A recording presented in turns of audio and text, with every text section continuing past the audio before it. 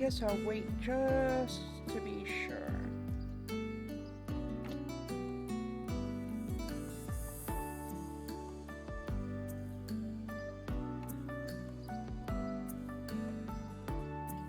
Hey, how are you?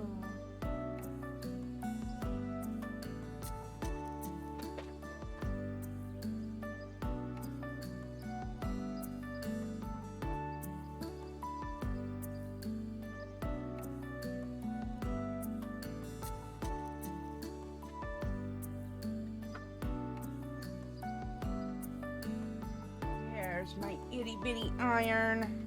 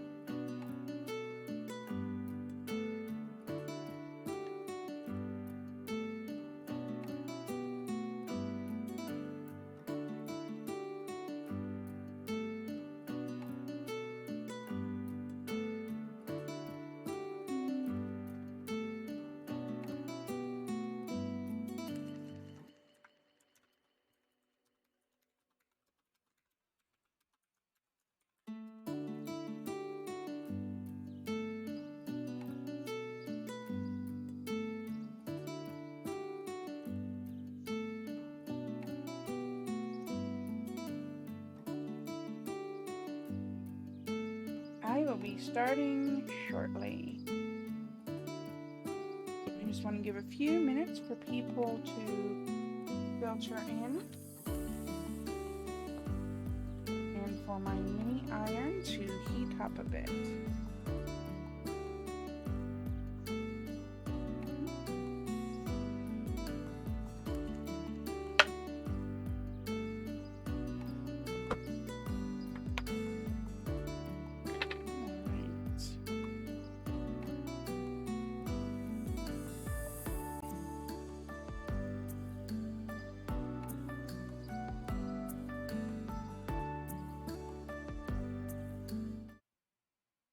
Hello everybody!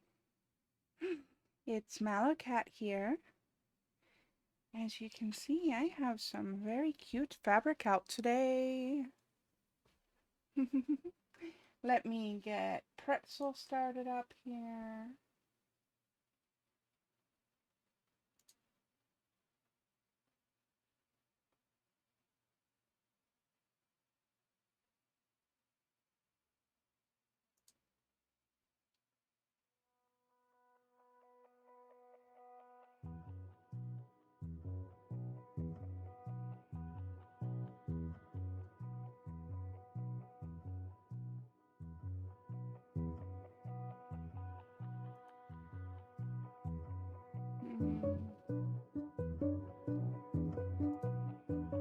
How's the audio on that? Is it a bit loud?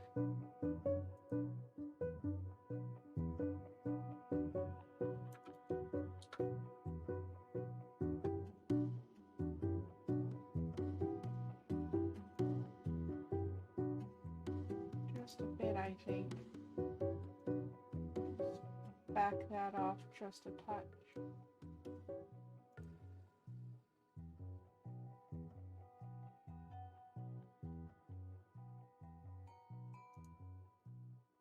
The audio was okay for you before? Okay, that's fine. I'll put it back.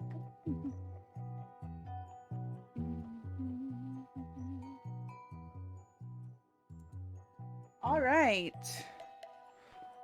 Now that that's taken care of, I have a wooden cutting board out to protect my table from the little iron. That's all right, man. That's fine. I don't think I like this song in particular, though.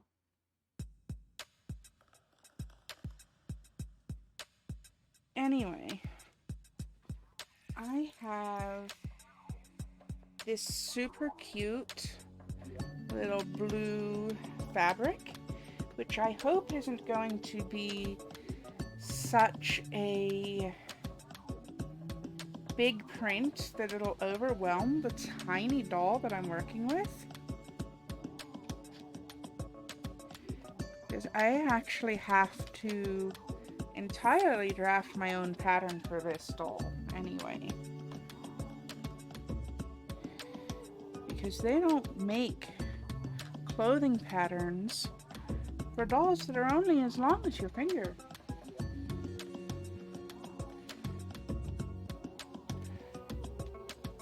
So let's hope for the best here. You may remember the little tofu boy doll from yesterday.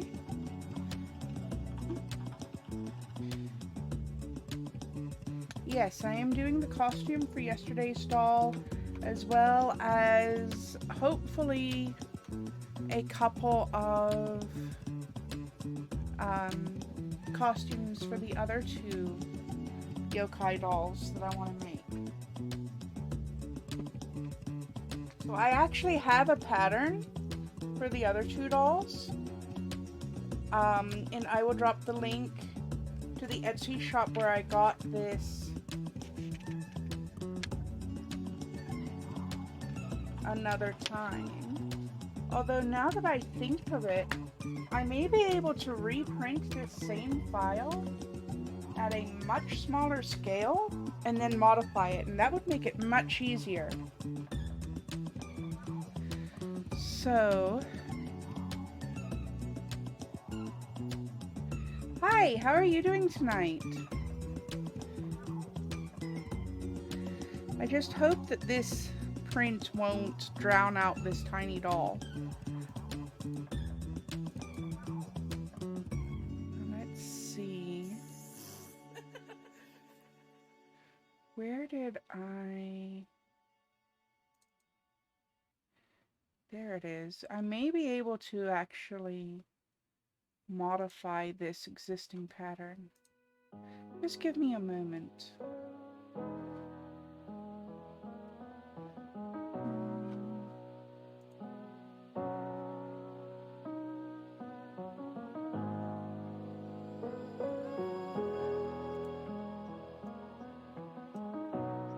Can I print it at, say...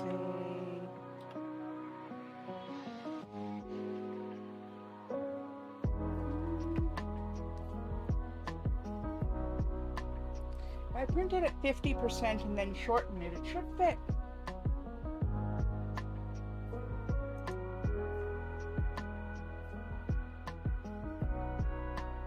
Now let's...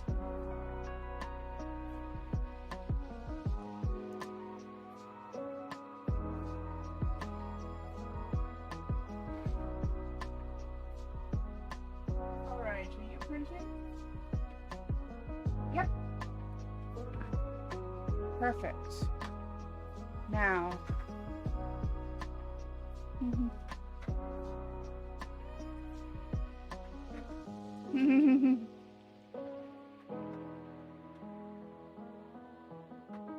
Alright, the Etsy shop where I got this from, this pattern, give me a moment, is...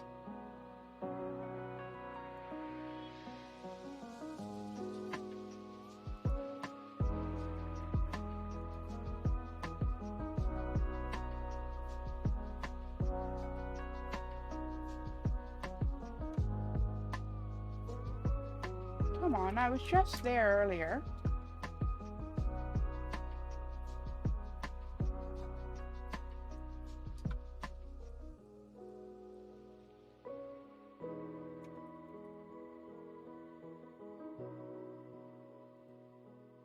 Alright, maybe I won't find the pattern. Where the heck is it?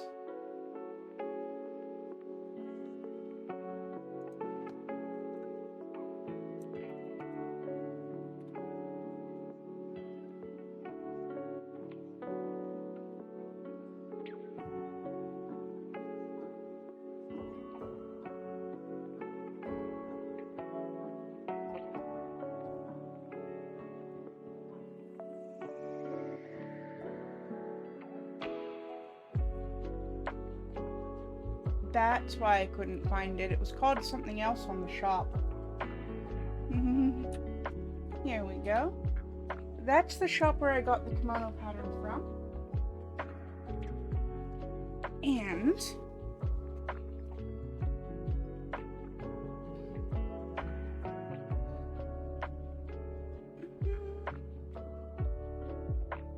I think I can make this work. It's the right width, but not the right length. And that's fine.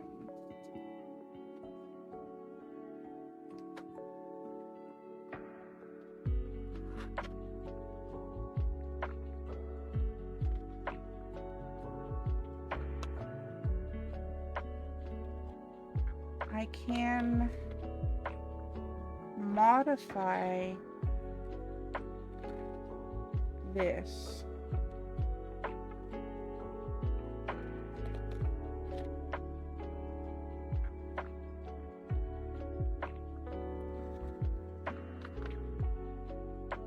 Fairly easily.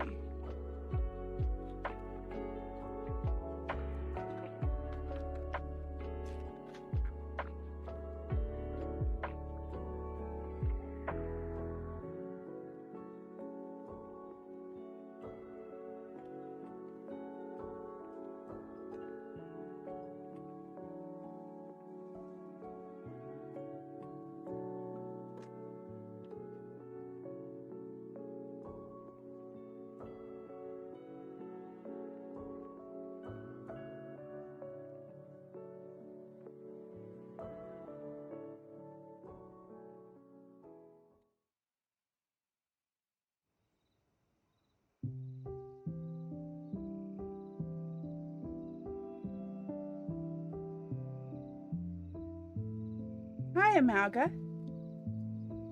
So I'm going to attempt to modify this pattern that I just printed out at half size to fit this tiny doll, and I hope that it's going to go all right.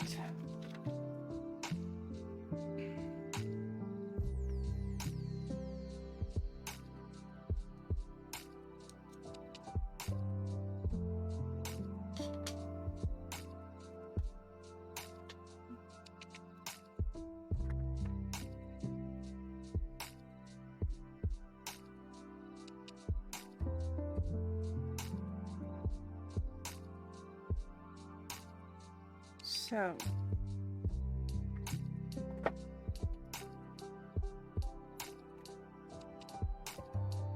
let me get my fabric out from under here.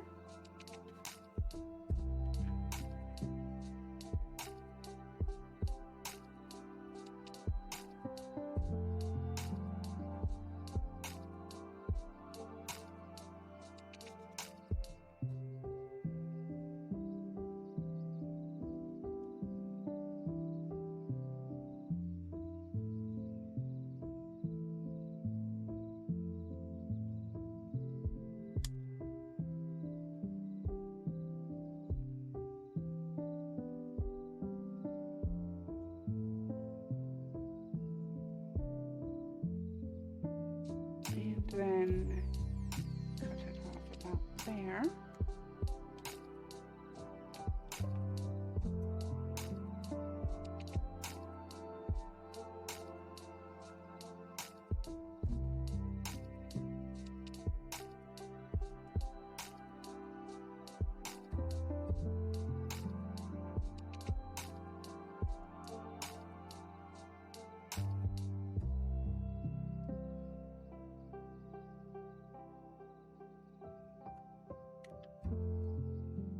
That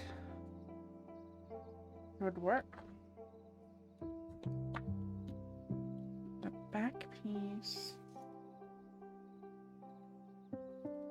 was here.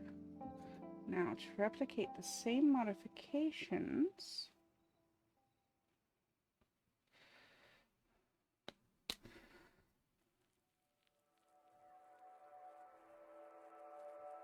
there.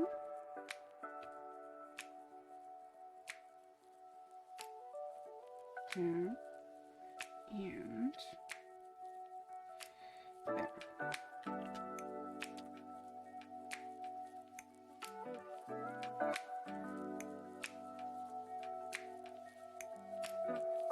I have more fabric than I need, so if I mess up the first attempt, it's not the end of the world.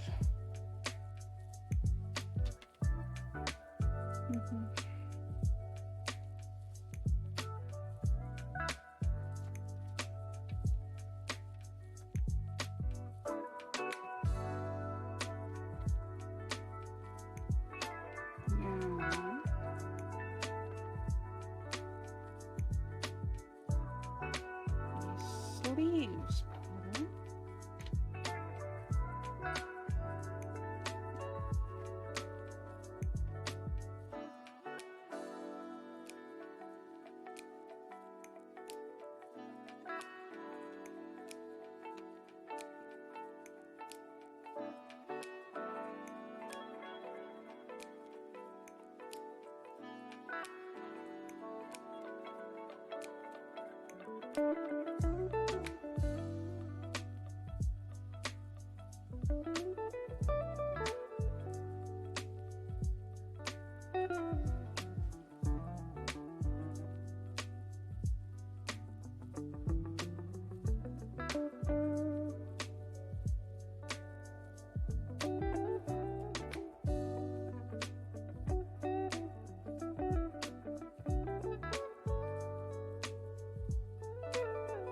But Spot, are you serious right now?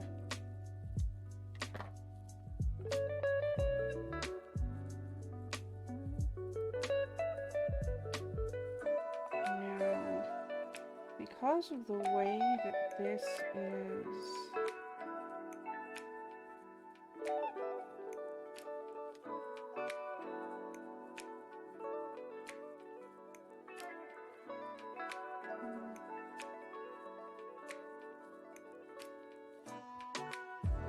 I'll have to look at the instructions to see if I need to modify that one any further. I do need to...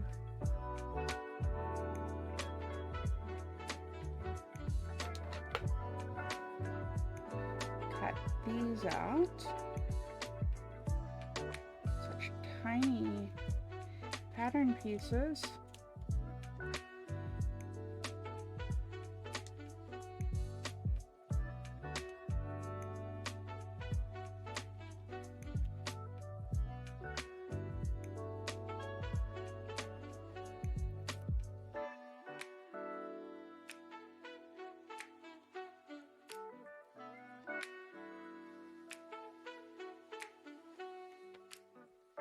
All right.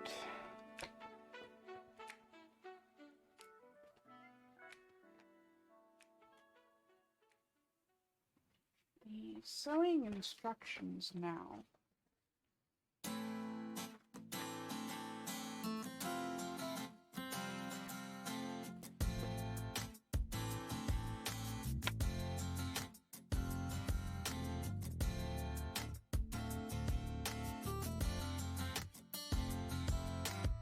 I just want to see how the sleeves are supposed to be.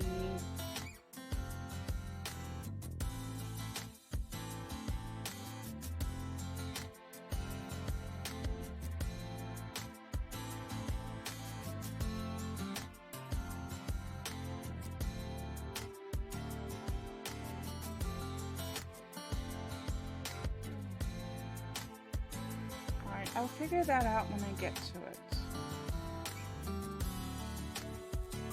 In the meantime, let's bring back out the fabric.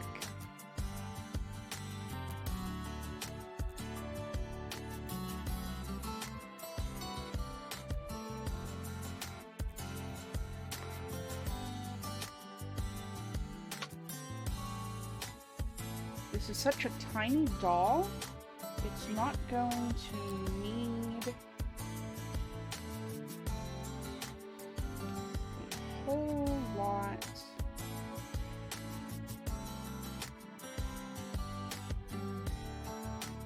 of the actual fabric.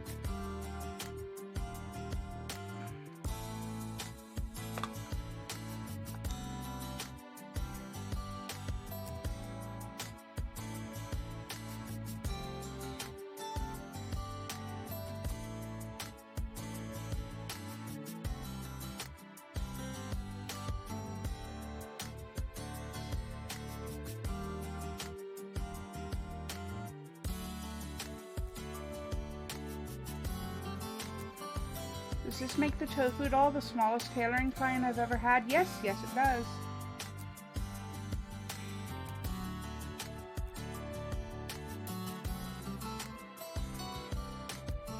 There we go.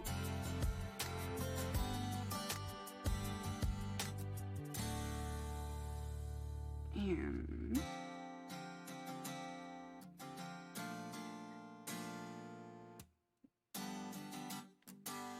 there's that.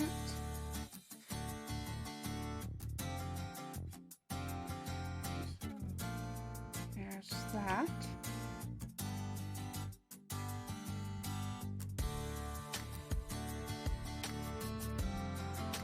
And then a front.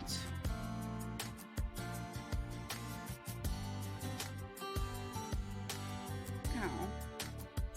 I poked myself.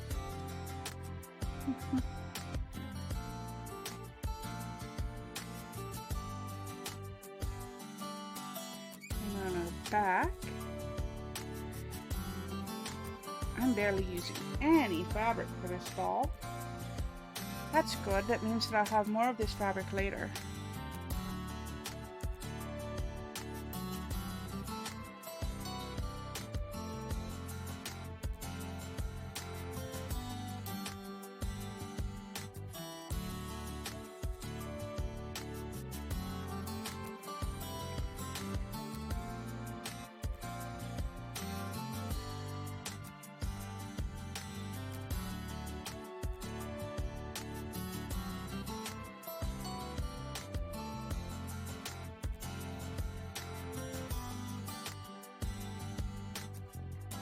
There we go.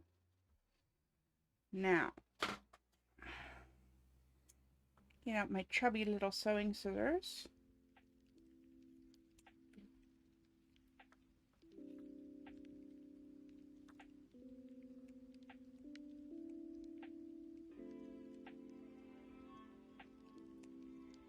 I definitely over-purchased when I bought this fabric. I bought a whole half meter.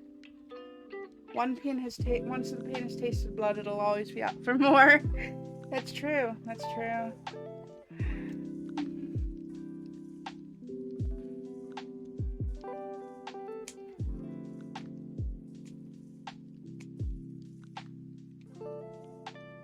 Okay.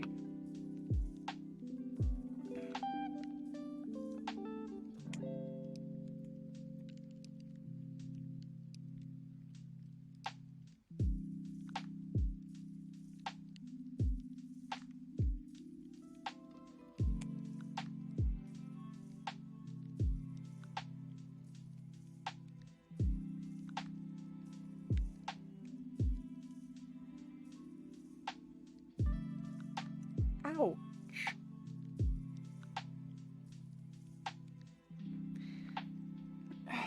Random abdominal cramp. Yay. Such fun. Did I accidentally have milk today? No, it was lactose free.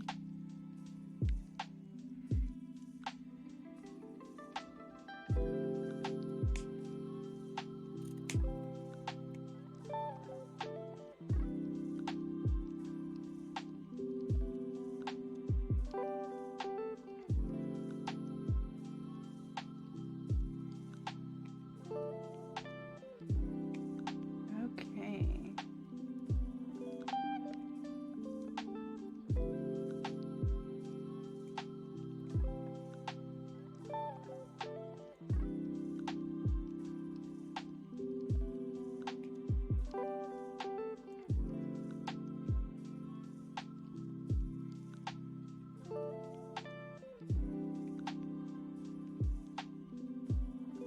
There's the fronts and the back.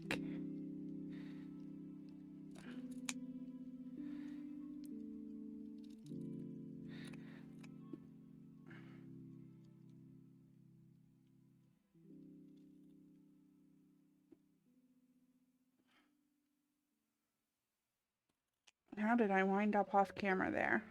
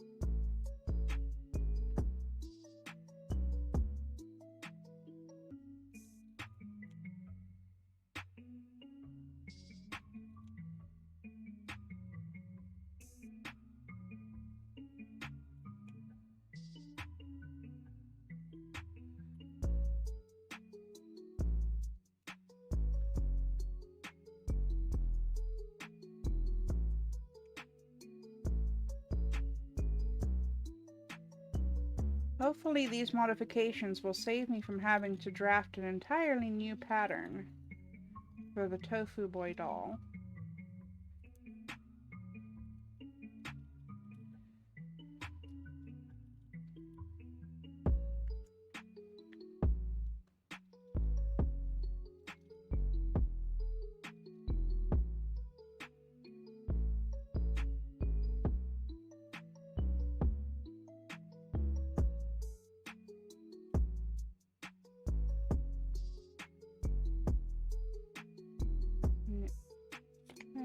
Snip there.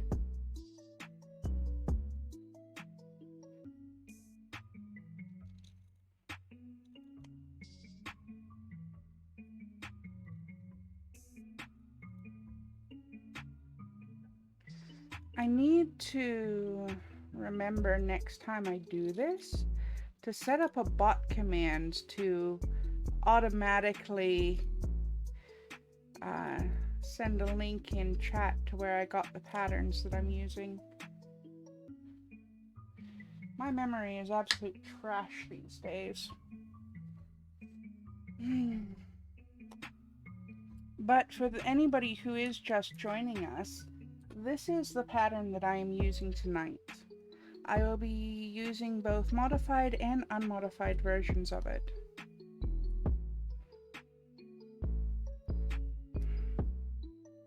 Okay. Now, sewing step 1 is to sew the back together.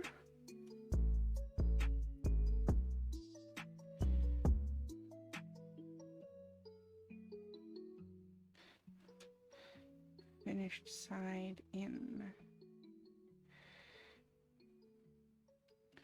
So that would be this way.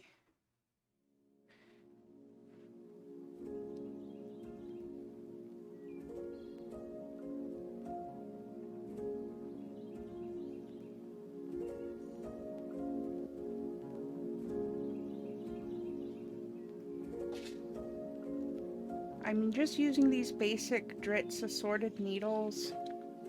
It's the easiest way to do it.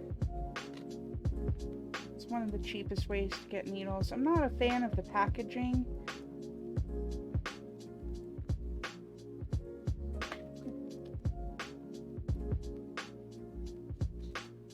It's a bit of a pain in the ass to actually get the sewing needles out of the packet.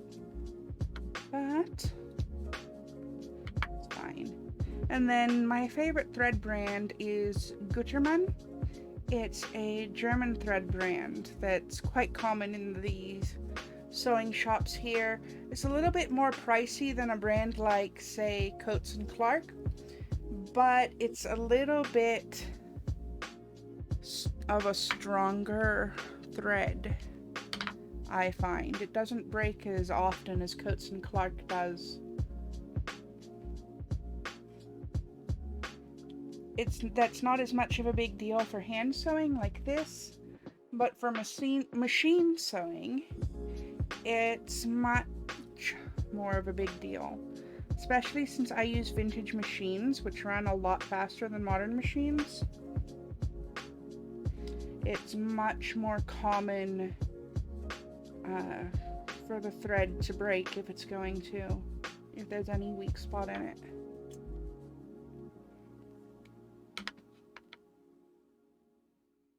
Okay.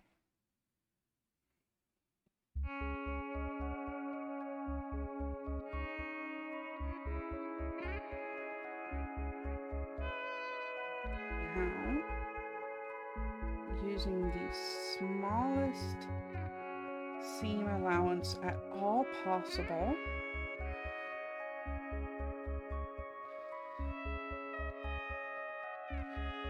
I am going to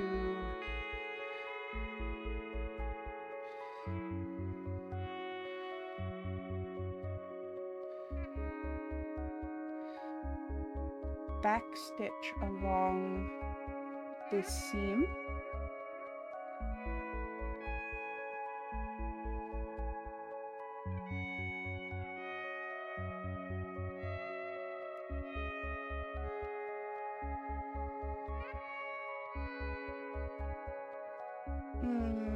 I didn't see your question before the ads anyway, Maggie.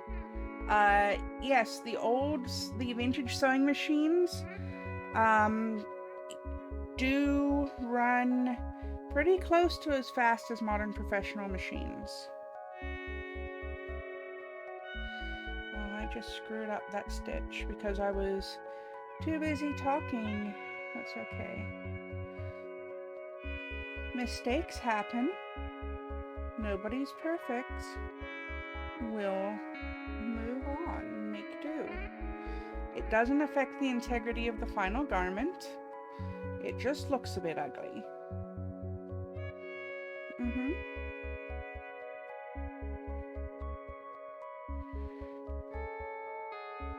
Alright.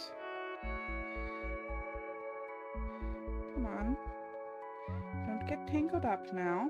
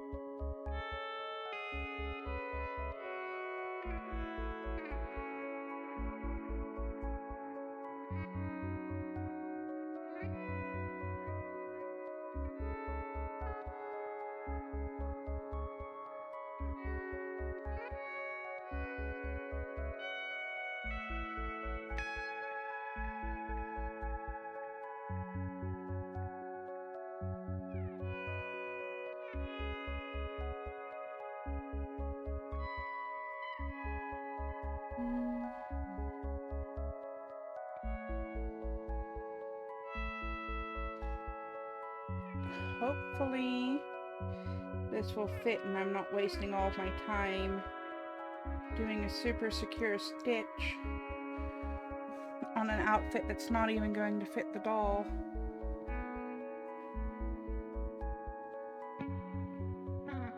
See, a smart seamstress would have made a mock-up first.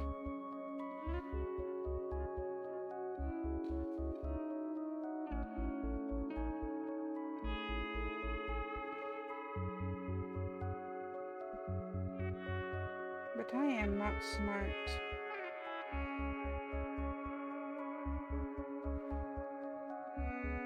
I am the Leroy Jenkins of sewing.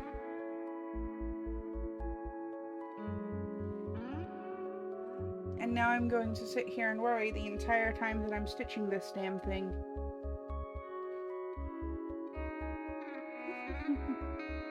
At least I have plenty more of this fabric. Half a meter was way too much. It's good quality entertainment for you? Yeah, that's true.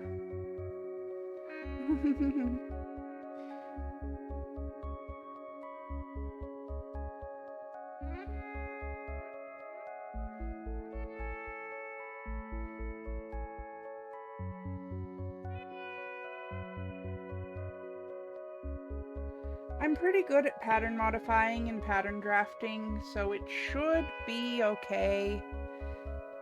It may not be super perfect, but this yokai is the ghost of a little tofu boy, a little tofu merchant.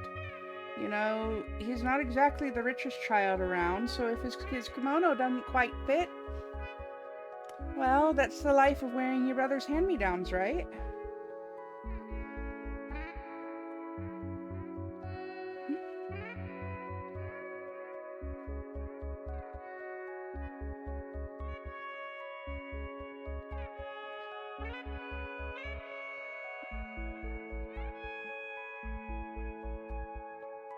Yeah, sure, go ahead, Amalga. Are you gonna send it on Skype or what?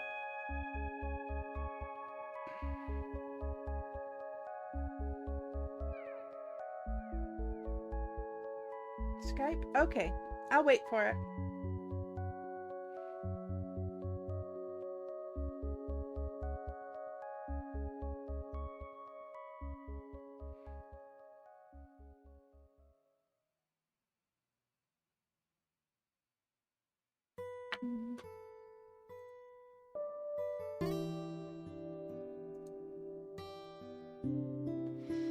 That's pretty.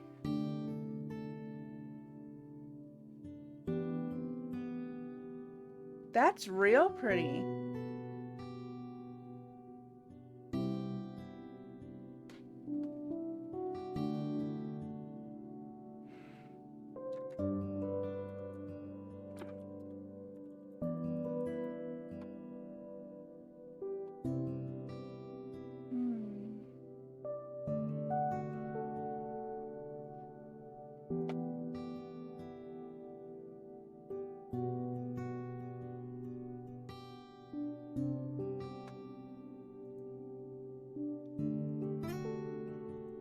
That's pretty. And a fat 6 should be plenty of fabric for a Monster High size doll.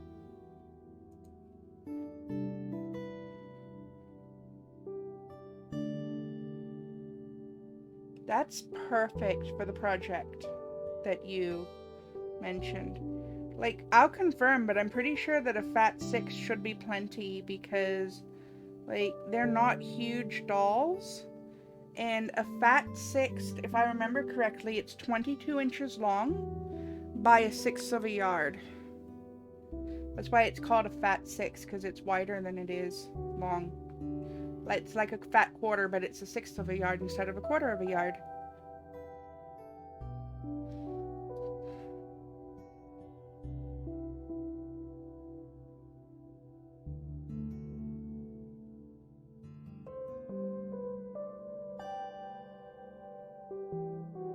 Especially since the character that you're planning to make doesn't really wear a lot of clothes to begin with.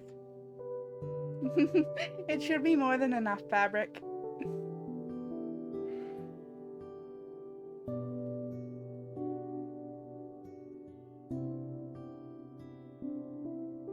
Fat 6 sounded like a doobie to you. That's kind of funny. You're a bit of a stoner, aren't you?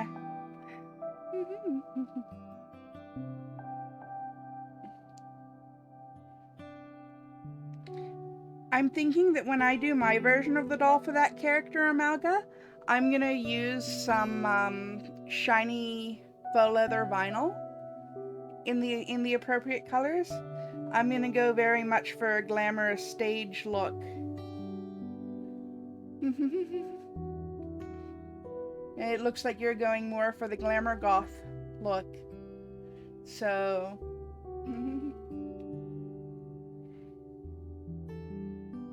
it'll be interesting to see how two different takes on the same character come out.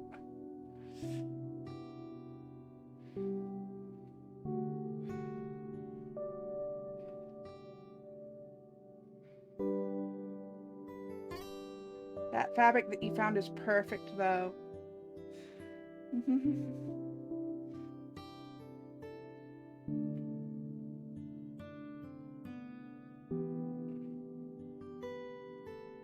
Okay. The back is sewn together now. And now...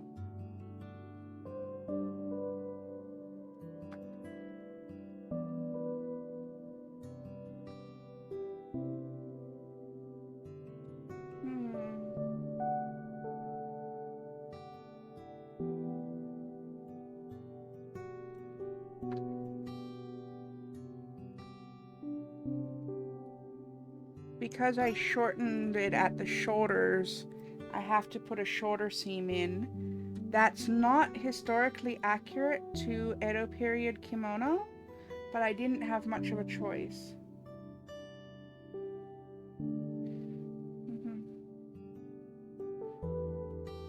Fair enough, Amalga.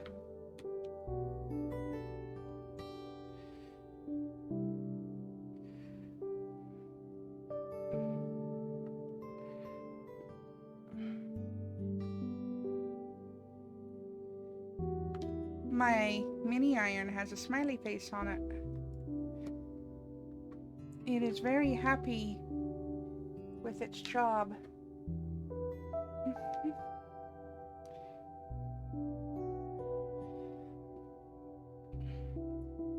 I don't really want to sing a song about Madry being a stoner. I'm gonna I'm gonna return those points to you later.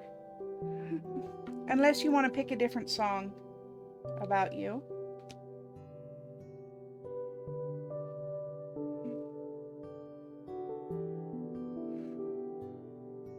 But to be honest, I think that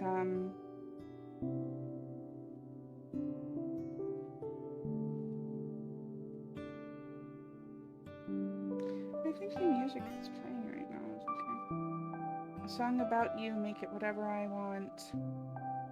Uh, hmm. Alright, let me pause Pretzel here. Alright, a song about Madry.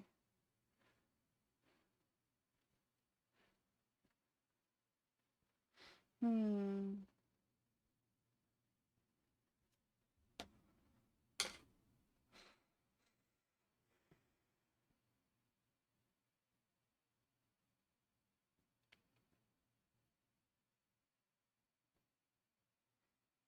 I keep trying to think of a song, but my brain only wants to come up with limericks for you.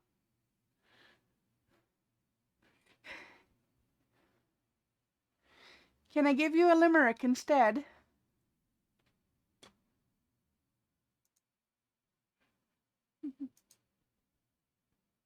Hmm.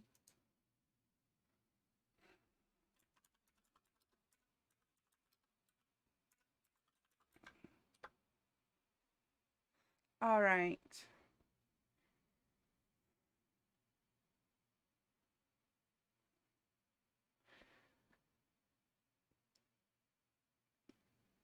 There was a magician named Levi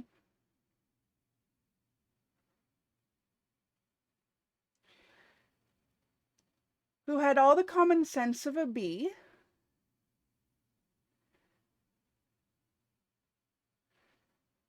Uh,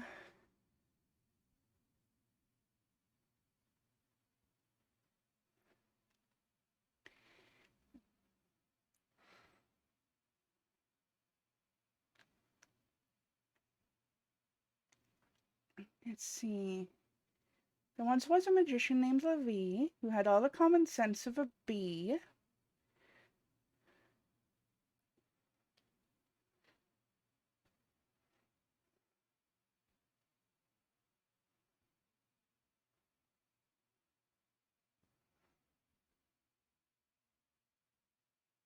Hmm.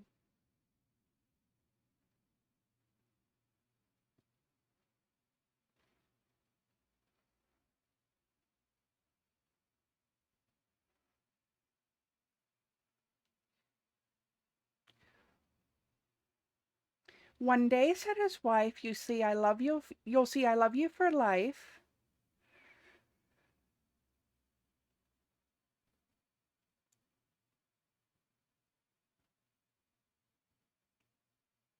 Mm. You just need to learn to live free.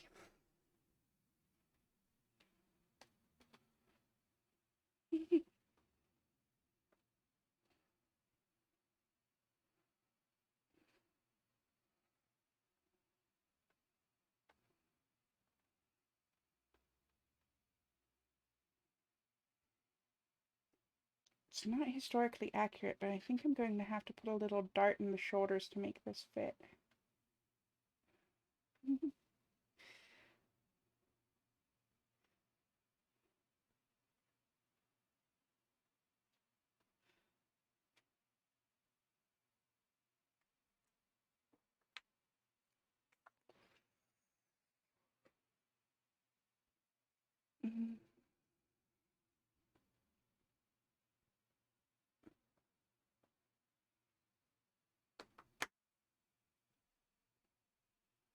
Okay.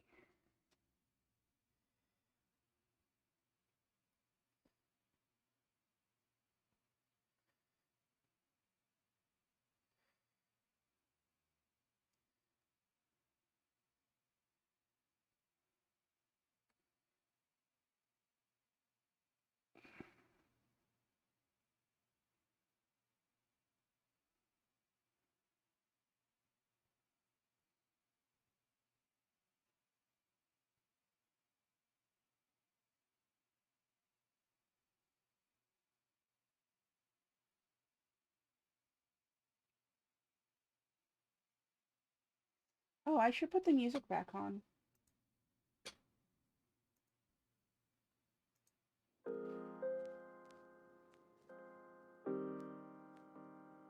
All right.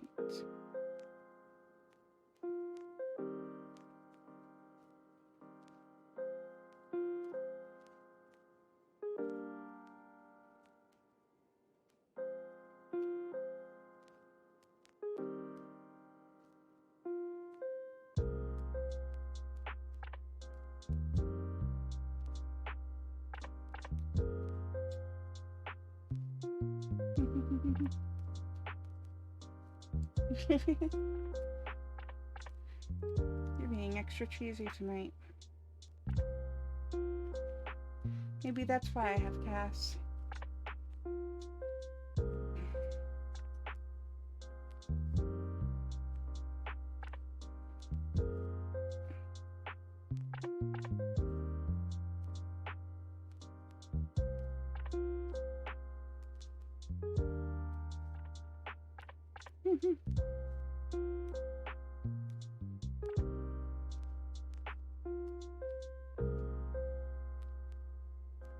Oh crap, I should have OBS up so that I can see the ad manager, shouldn't I? I'm smart.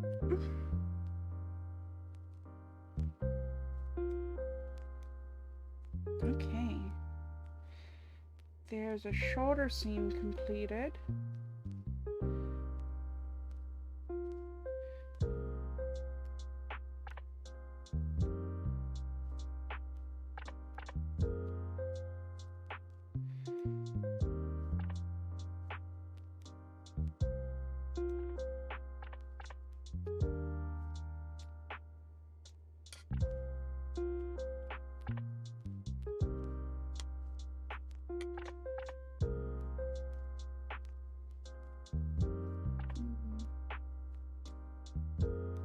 Someday, when I make Twitch partner,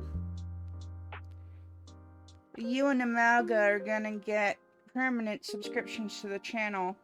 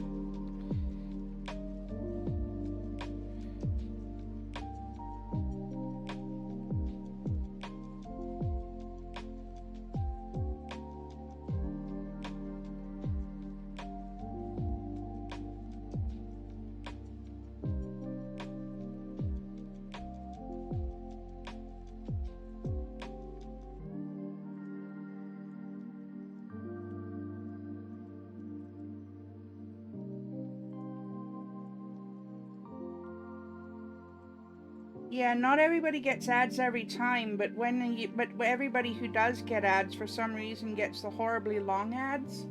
It's only supposed to be a 1:30 ad break, but it gives you like 10 minutes of ads, and they're unskippable. And it's rather ridiculous.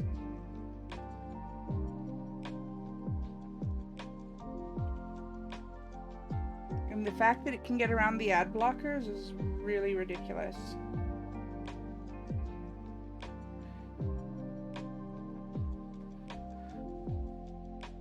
There are also ads you're not interested in. I know, I keep getting makeup ads on my streams for some reason. Just because I'm a female streamer doesn't mean that my audience is going to be remotely interested in makeup.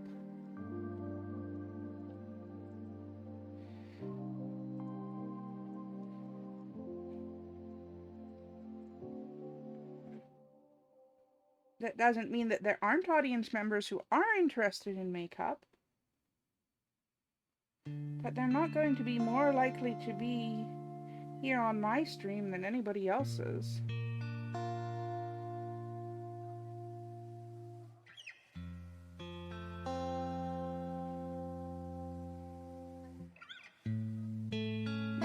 problem with tailored ads is that that means that the ad company has been spying on you to get the information. Like, there really is no good way to do ads on a site like Twitch.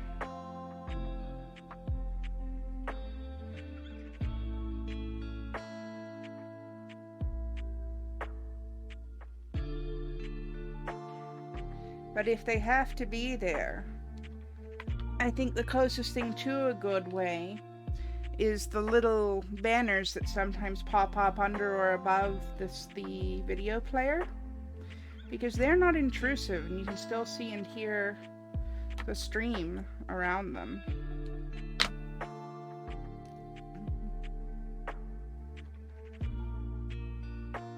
All right.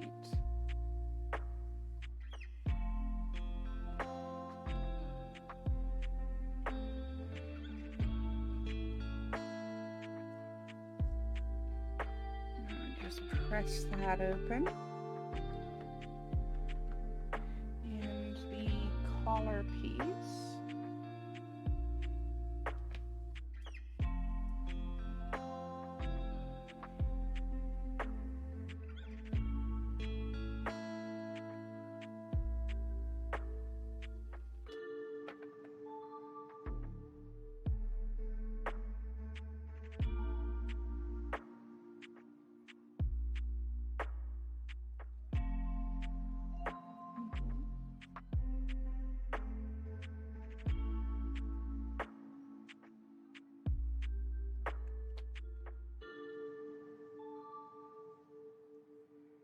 Okay, fold it in half,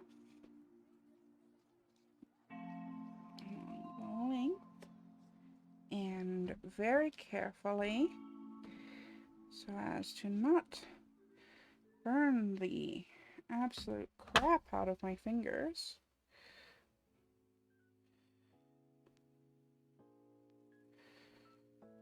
Press it with my tiny happy iron.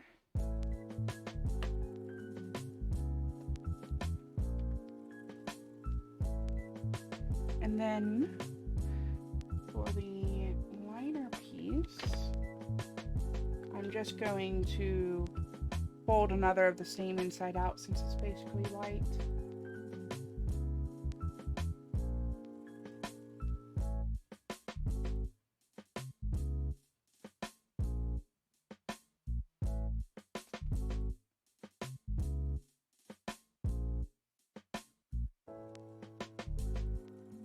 Although I may actually end up skipping putting a liner in for this specific one because it's so darn tiny.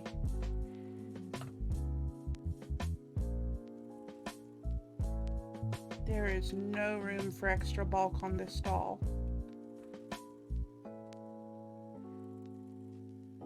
It is very cute and small.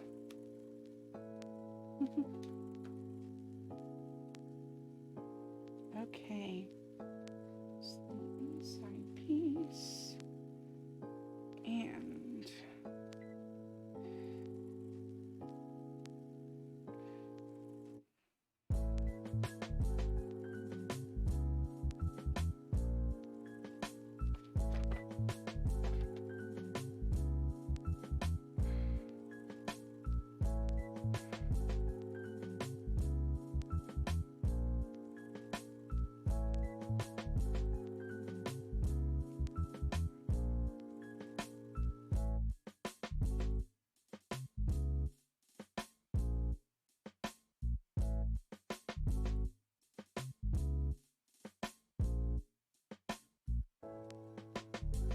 I was about to do something really silly. It actually needs to pin down back here first.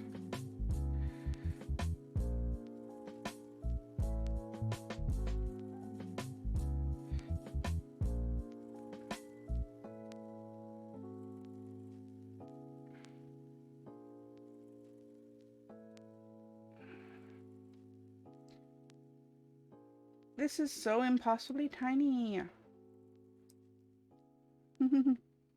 Well, I did it to myself. Okay. Let me...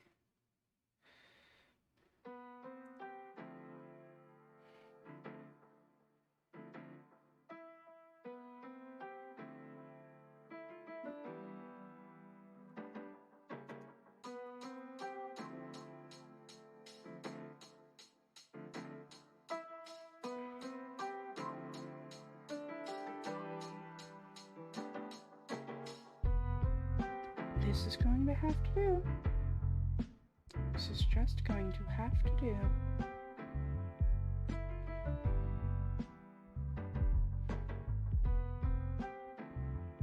Let's see.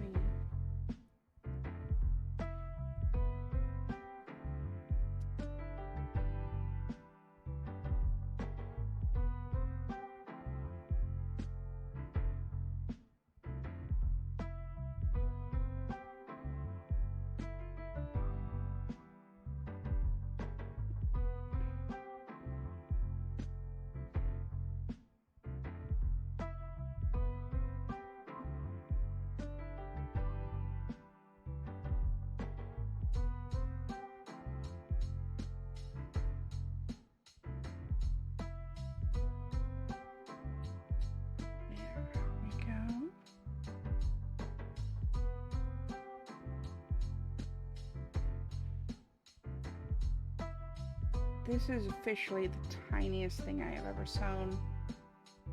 It's going to be so cute when it's done, though.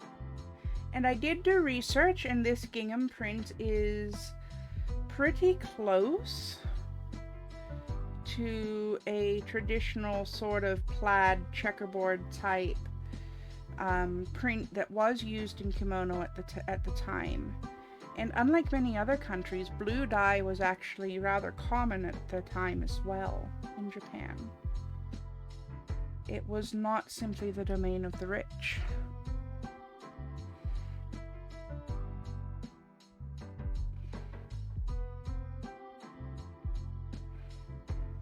I guess that plants that could make blue dye were more common in the area than the rest of the world.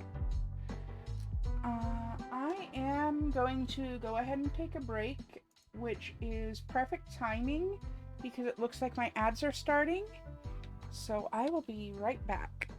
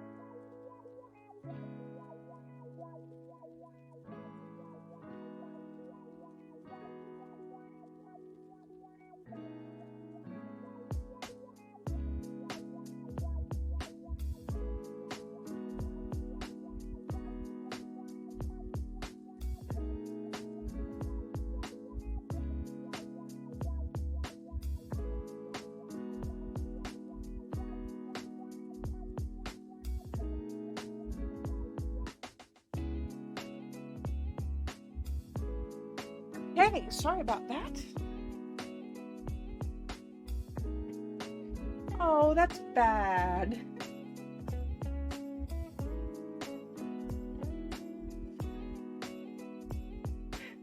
That's awful.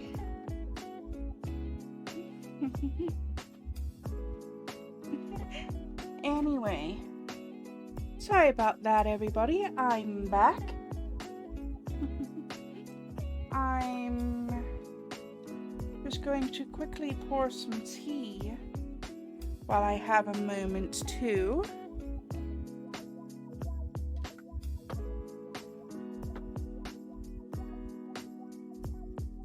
Today's tea is from Bulk Barn, and it is their chocolate energy tea mix. Oof. The teapot's been under a tea cozy and now the handle's hot.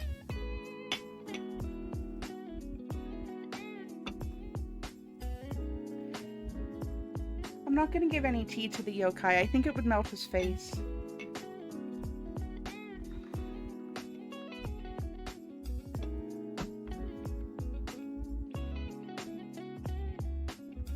There we go. Cup of tea poured. Gonna wipe up my spill. And put my tea cozy back over that to keep it hot. And then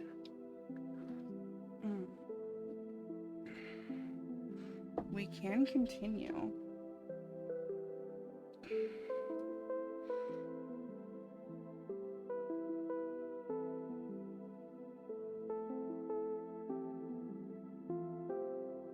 All right.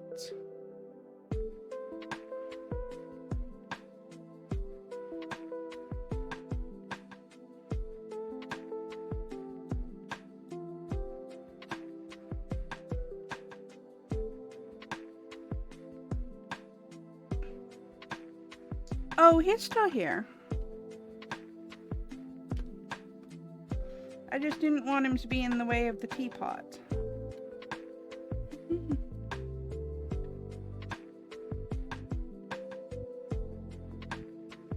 There we go.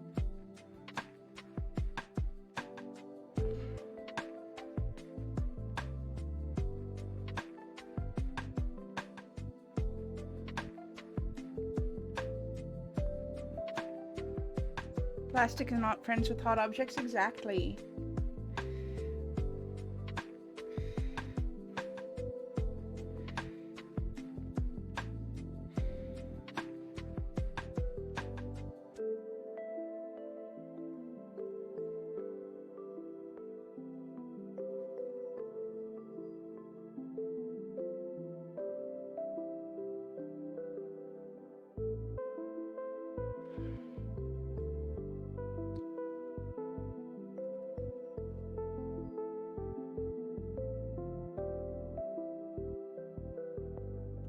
Captions changed damn it girl to dairy cow. I don't think, did I say damn it girl?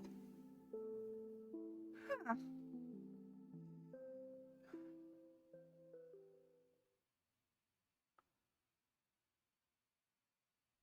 Anyway.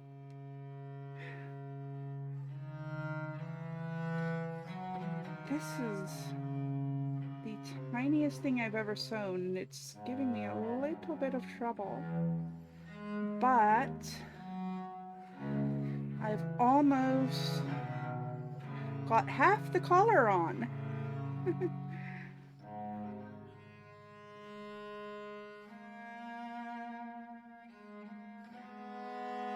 I might have said damn it mallow. Sometimes I curse myself out. I should work on that.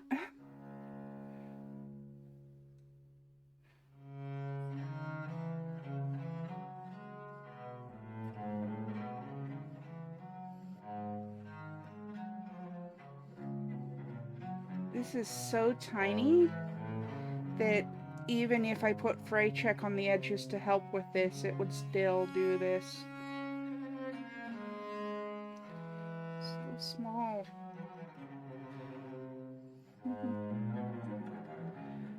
Butt Spot, what is your problem?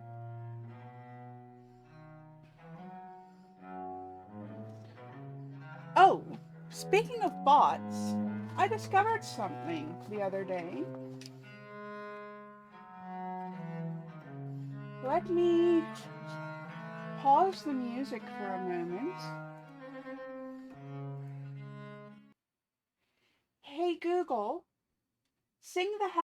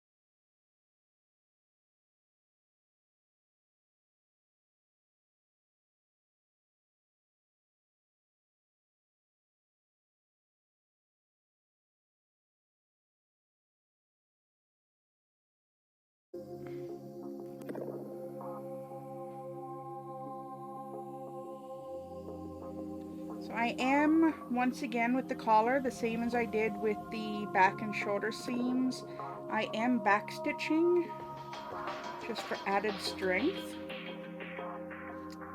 and to try to help keep the fabric from fraying as much. Did you do that just to see if you could get Buttspot to respond? I have noticed that Buttspot responds more often when people are already talking about butts.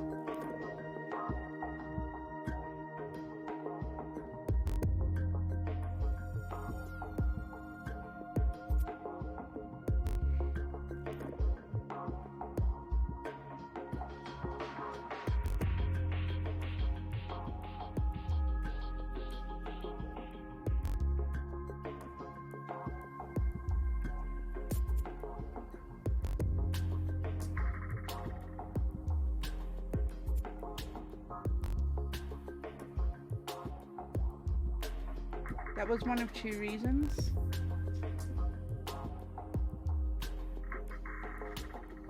Oh. Well, if it's not family friendly, it doesn't need to be mentioned here.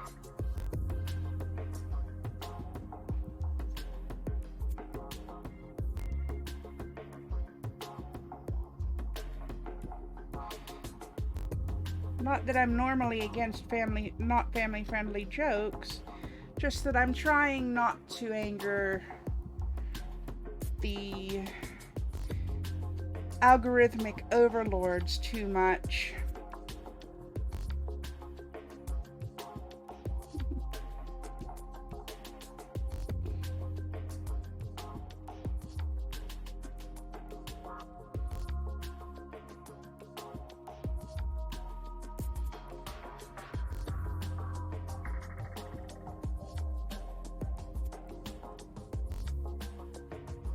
Okay.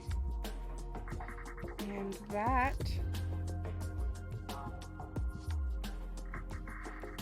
is the last bit of the collar attached.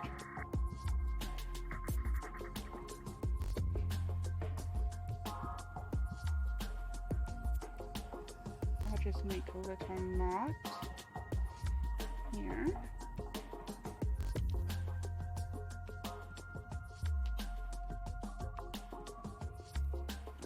Trim the edges.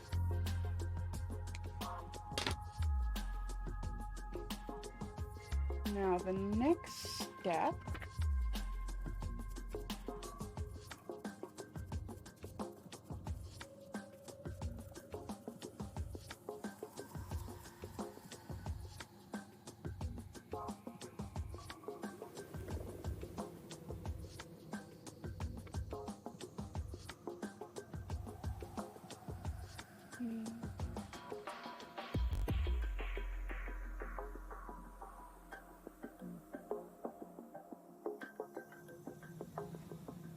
I had to check the instructions on that because there are two ways to do sleeves depending on who is wearing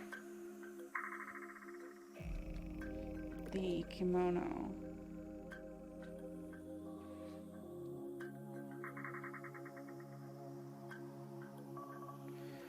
And for a child specifically, the sleeves are actually only semi-attached to the rest of the garment. And irons are hot. Even mini ones.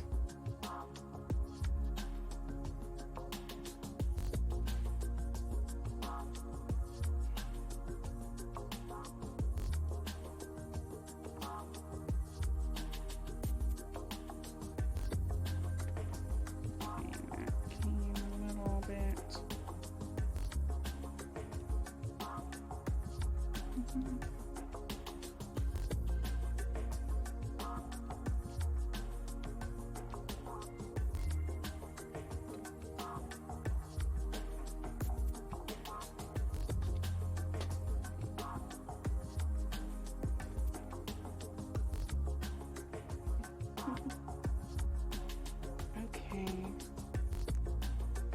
some more thread here.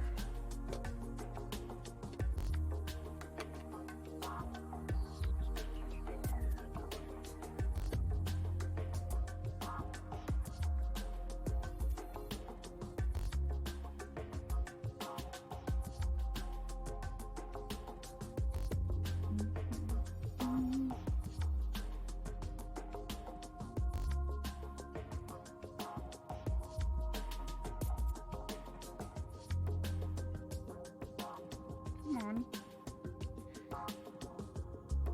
Just make a knot.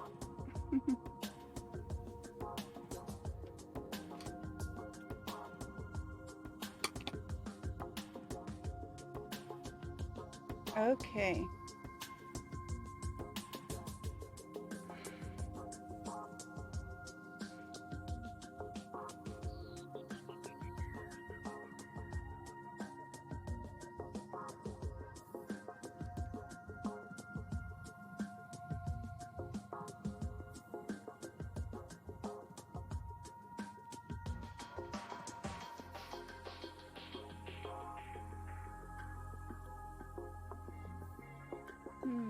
Skype message.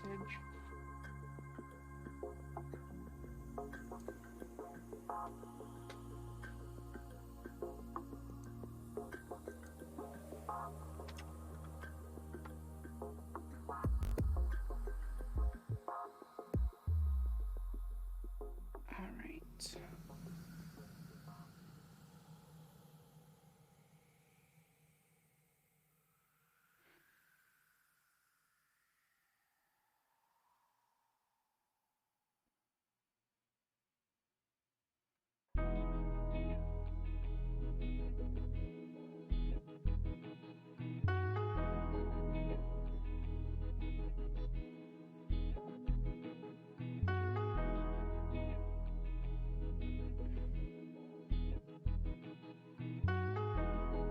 Nope, that's wrong.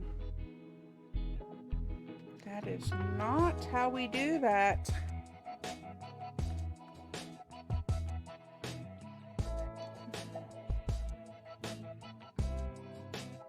Right sides together, brain.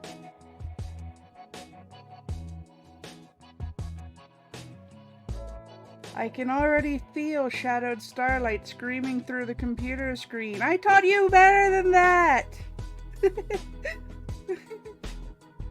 Right sides together! It's inside out, Mallow!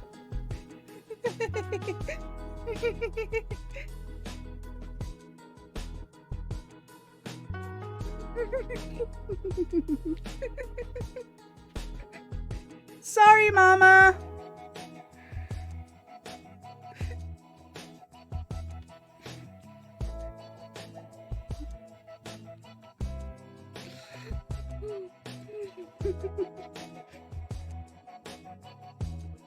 Love you too, Mom.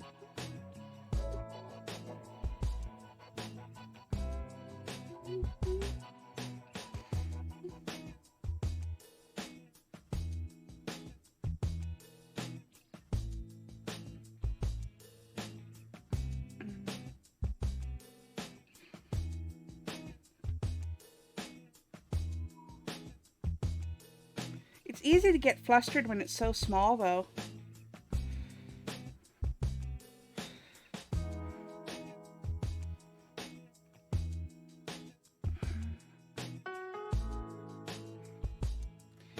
I just really hope that I'm not going to sew this whole thing together and then find out that I edited the pattern incorrectly and it doesn't fit.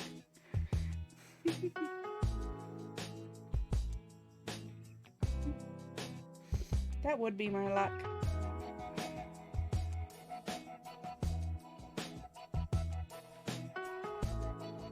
Yeah. It's tiny even for a doll. Maybe I should just paint clothes on it. You know, I was kind of tempted. I did paint the hair instead of rooting the hair. I painted hair. Just gonna... And then glued a hat on top of that. So... Oh, wow. I don't know what came over me when I decided that I was going to do a doll this small. Difficulty because it's small? What is that? I could have glued the clothes instead of sewing. Oh, it's Dilbert. Never mind. Not gonna play that on stream. I don't want to get the copyright bots mad at me.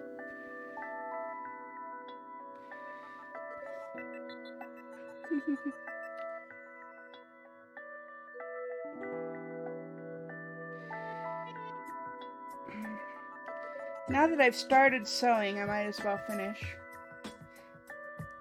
Oh, I'll probably find it amusing when I have a chance to watch it.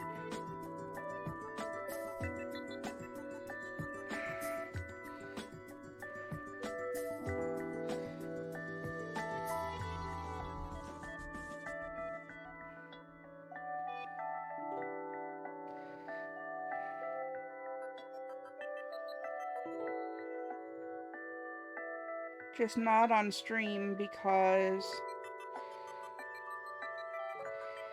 copyright. The reason that I can use Pretzel Radio is because it's all royalty free, and the app has a bot that automatically credits the musical artist.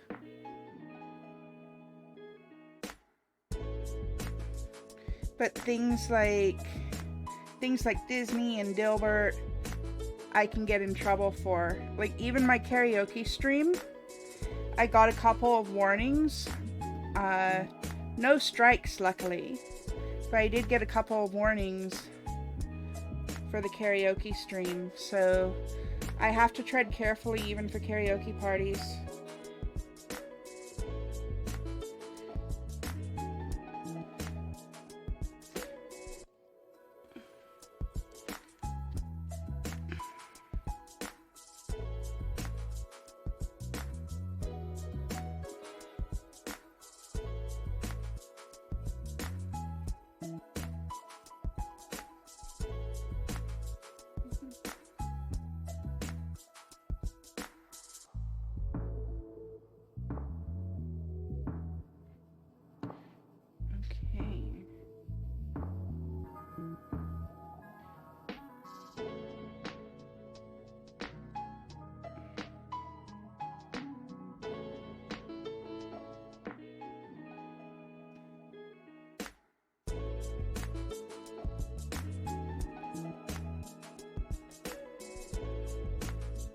Now this is where it gets interesting to do this.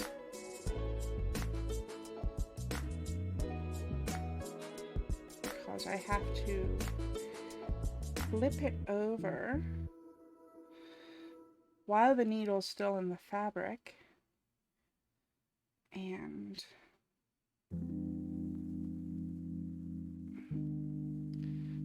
sew down the side seam. Although not quite yet, because it looks like I missed a little bit here at the end. Yep, it came out because the fabric started to fray.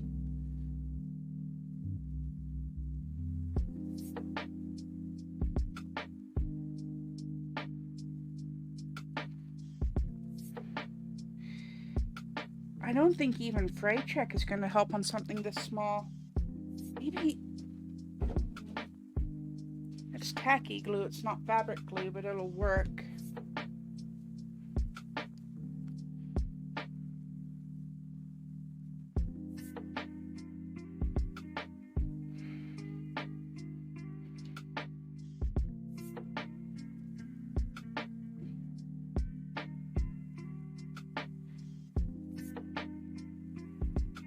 Okay, now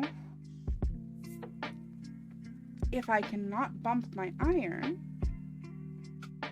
I think I can flip it and put it together the rest of the way now.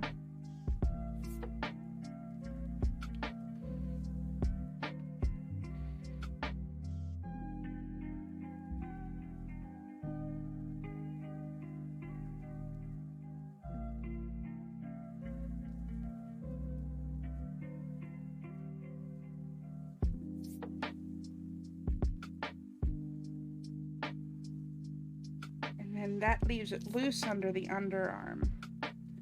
There were two reasons that they did this historically with children's kimono. The first is that it left more room for the child's growing body, and the other reason was that there was a prevalent belief in Edo period Japan. Oh, 5 ads? Alright, I'll wait till after the ads to explain why children's kimono were open under the arms.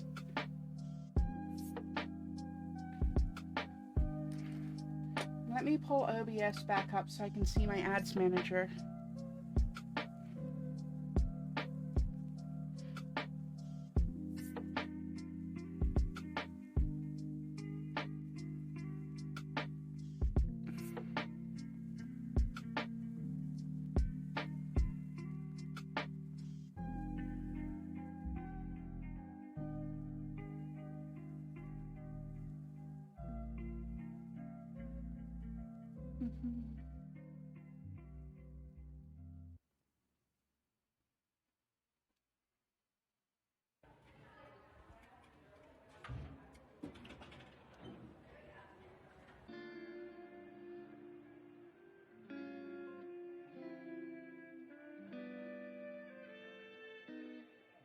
Alright, it looks like the ads just finished. So, as I was saying with my history lesson, there are two reasons why children's kimono were open under the arms. One reason was because it left more room for the child to grow, so the clothes wouldn't have to be changed out as quickly. You wouldn't need new clothes as quickly. The second reason was because there was a prevailing belief in Edo period Japan that children's body temperatures ran higher, and thus they were more prone to overheating. So they would leave kimono open under the arms to allow for more ventilation and air circulation to help children regulate their body temperatures better.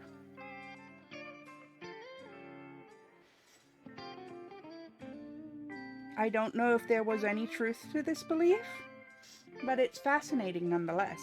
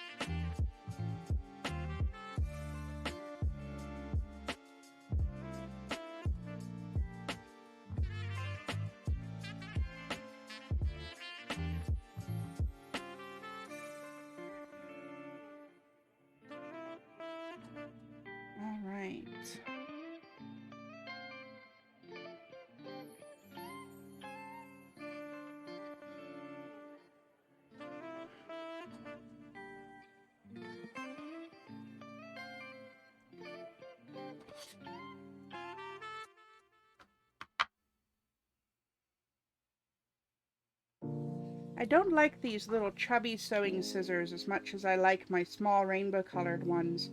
These ones are a bit chunkier and hard to hold. Can't find my rainbow ones right now though, so I'm using my backup set.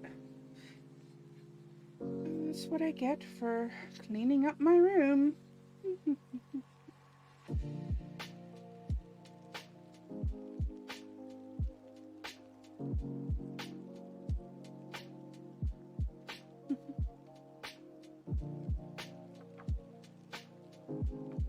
I put my stuff away and now I can't find any of it.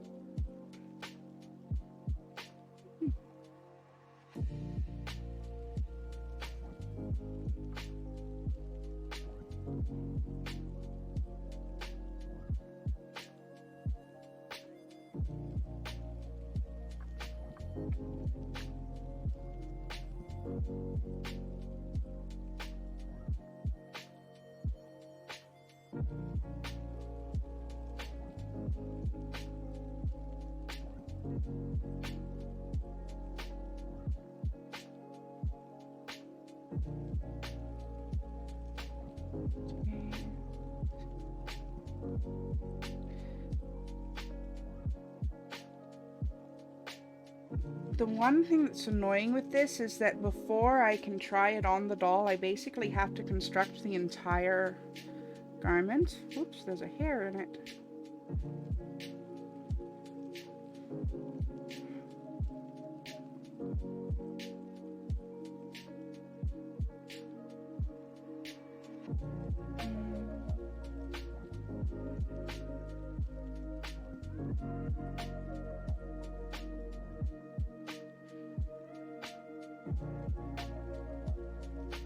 This would go much faster if I could put it through my sewing machines, but I'm just worried that my sewing machines would just eat this tiny little outfit.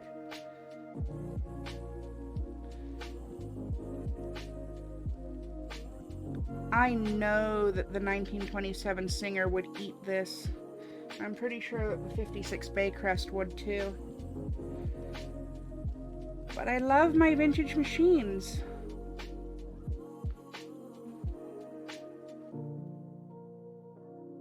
I have never had any trouble with any of my vintage machines. I gotta sew by hand like our ancestors used to pre-last century. Yep.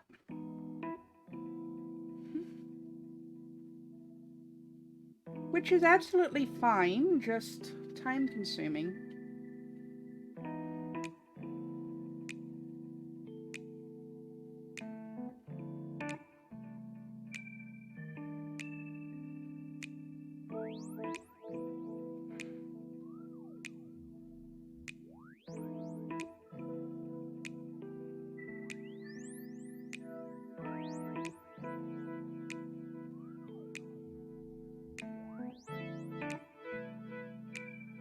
Picked up a new vintage machine, only does straight stitch, but what a nice stitch.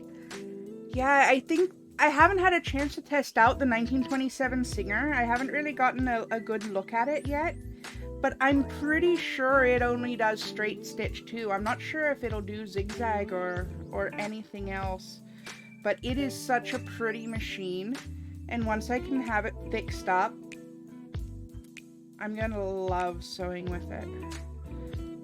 The Baycrest is a little bit more modern. It's a 1956 model, I'm pretty sure. And it's a powerful little workhorse. I've had it for...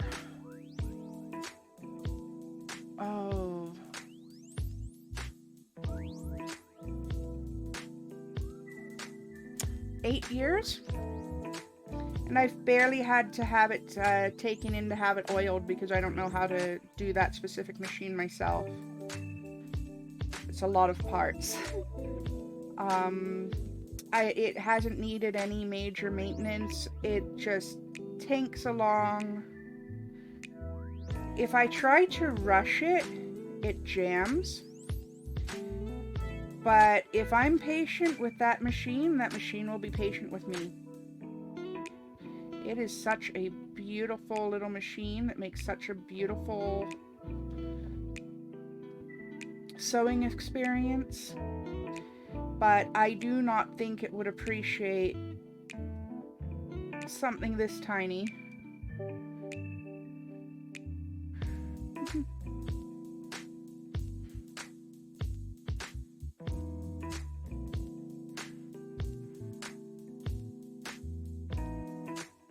The old ones hardly ever need much maintenance. A touch of oil and a brush out underneath is about it. Yeah, pretty much. I had a newer one. When I first came to Canada, I bought a brand new machine that was in 2008. And it was nothing but trouble. I ended up borrowing somebody else's older machine for most of my sewing. And, you know, it just jammed all the time. It was constantly breaking. I didn't like it, and it didn't like me.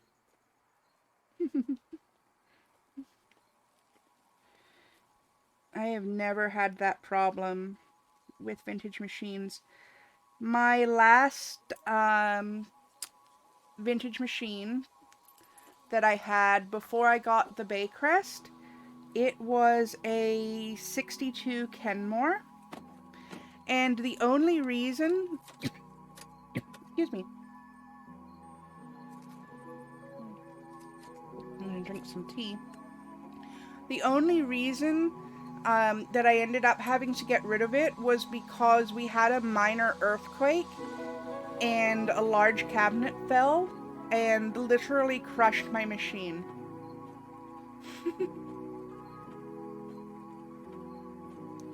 Needless to say, all of my cabinets are earthquake-proofed now. At least it was the machine and not me or my roommates, though.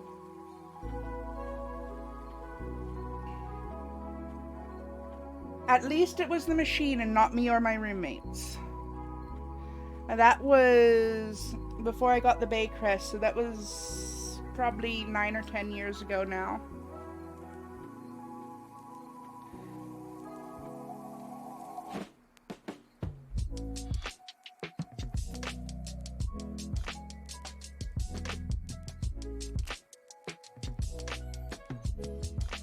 It is much easier to replace a sewing machine than it is to replace a person. So yeah, I was sad when I lost my machine, but I was glad that it wasn't anything else, you know?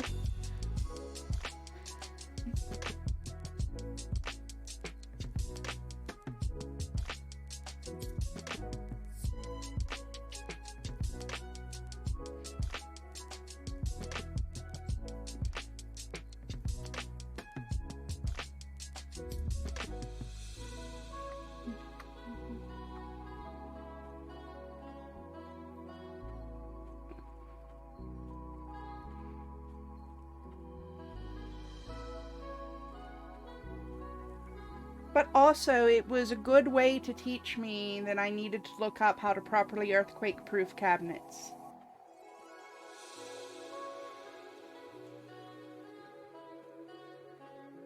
I've heard... Yeah. Alright.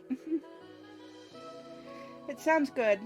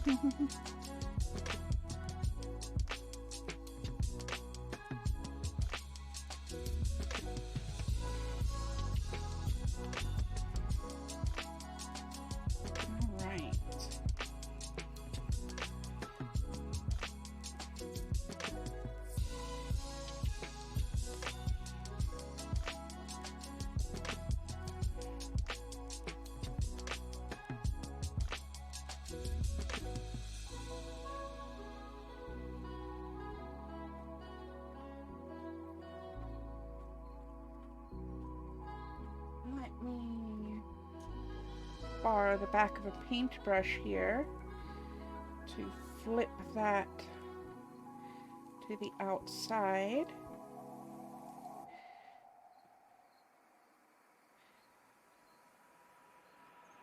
Try to do this without tearing out all the stitching that I just did on these tiny, tiny, tiny seam allowances.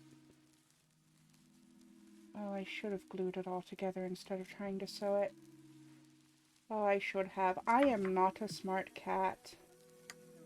I am not a smart cat at all.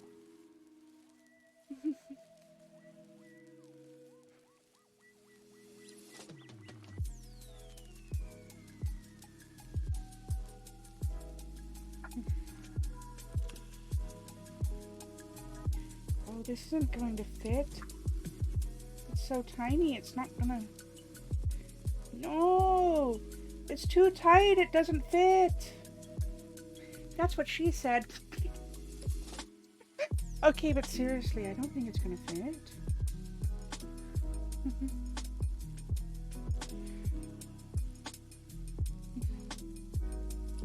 I'm gonna make it fit.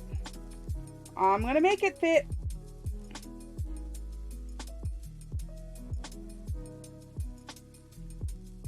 It might take some coaxing, but I'm gonna make it fit.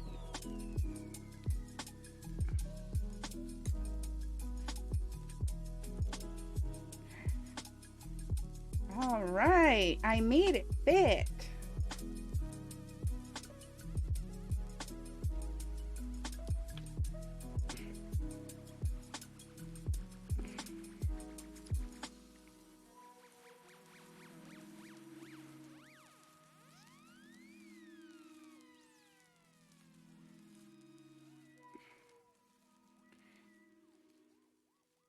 That was legitimately rough, though. Okay.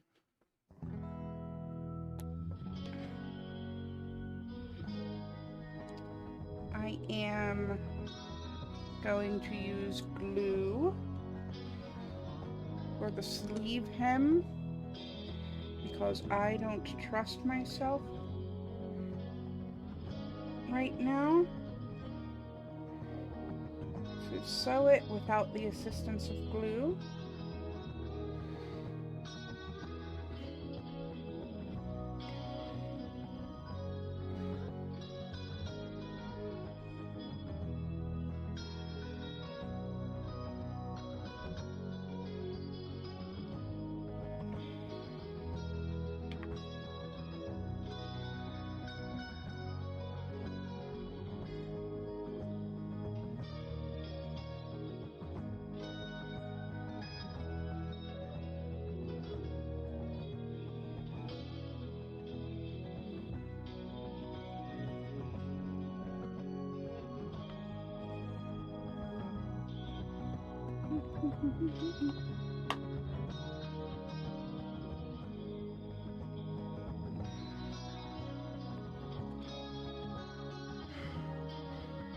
Sleeve number 1 complete.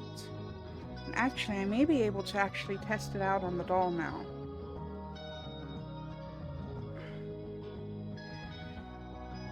Just coax his little arm through there. And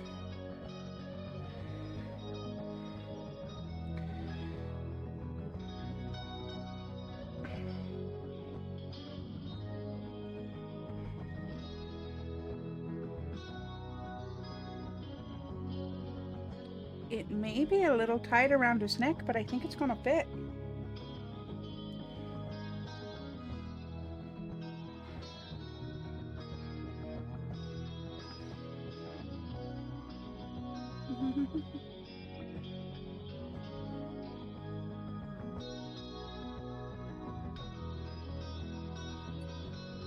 I'll have to make him a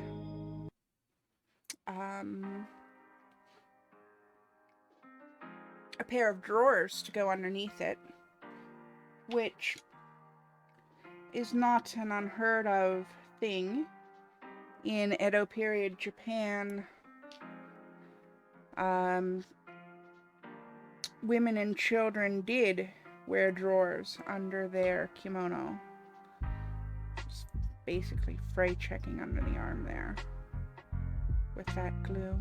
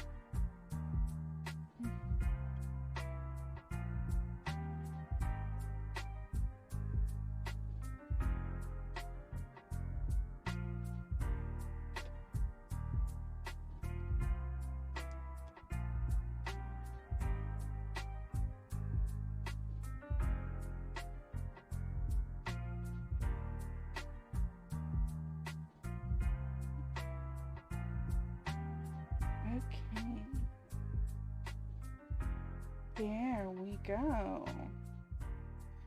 In.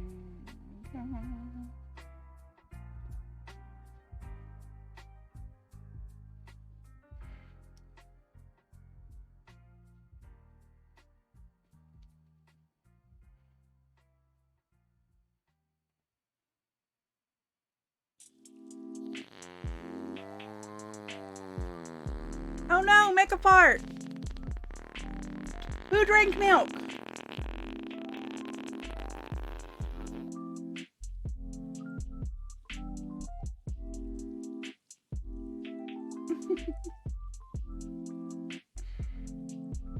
Alright. Stitching, stitching, stitching.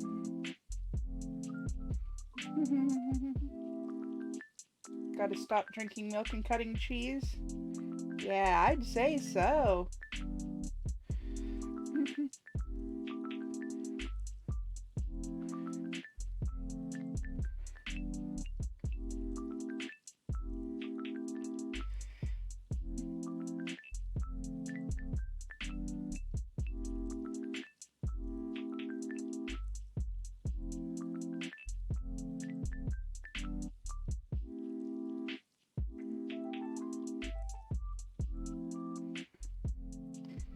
This is the other hazard of such small-scale sewing.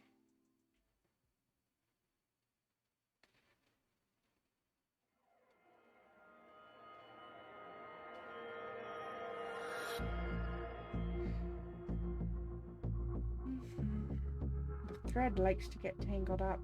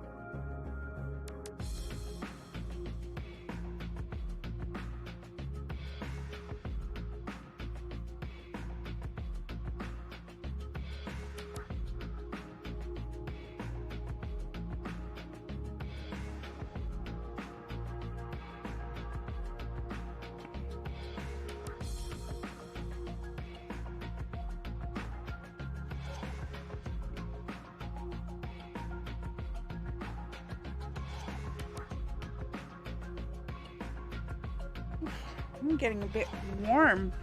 I'm just gonna pull my hair back real quick. Alright, see you soon, Amalga.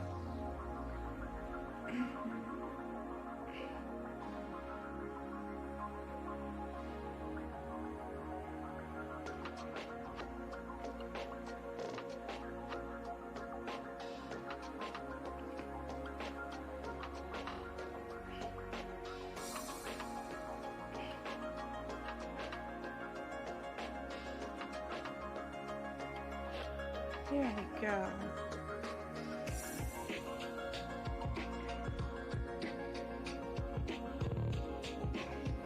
You know, this is going much faster now that it's almost all the way together.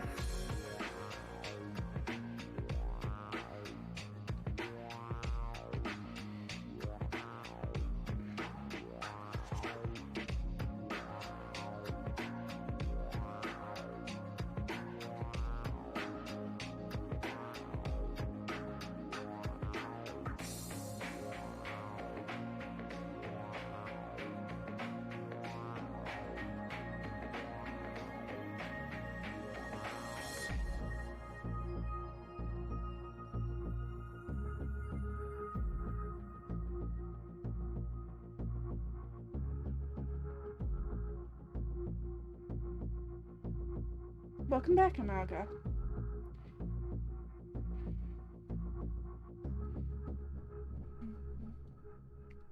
Once I have this sleeve in, I'll take another moment to drink some tea before it goes cold.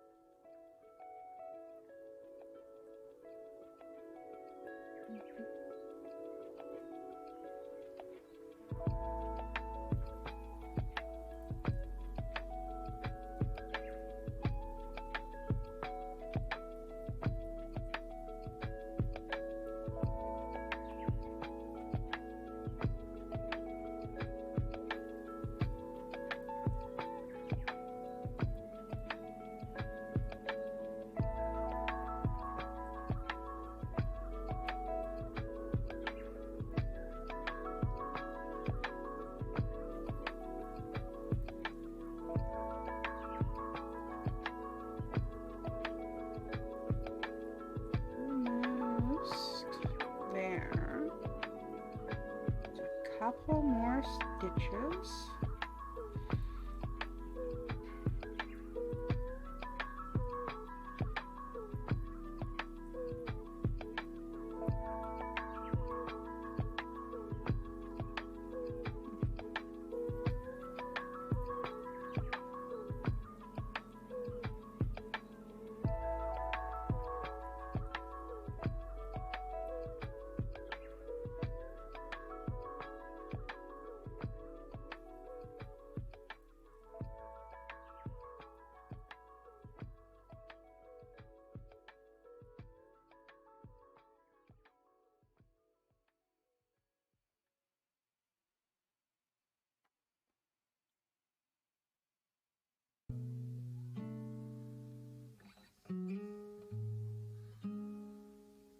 There we go.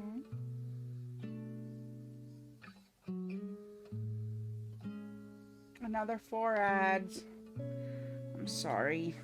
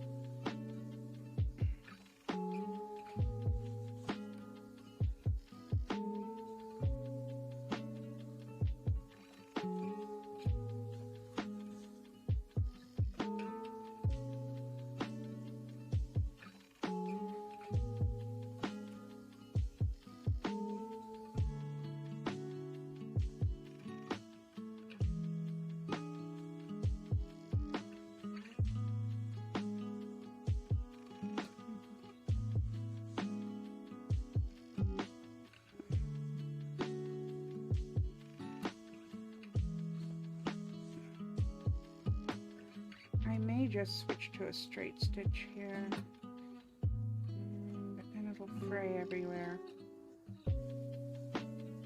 Better keep going with the back stitch.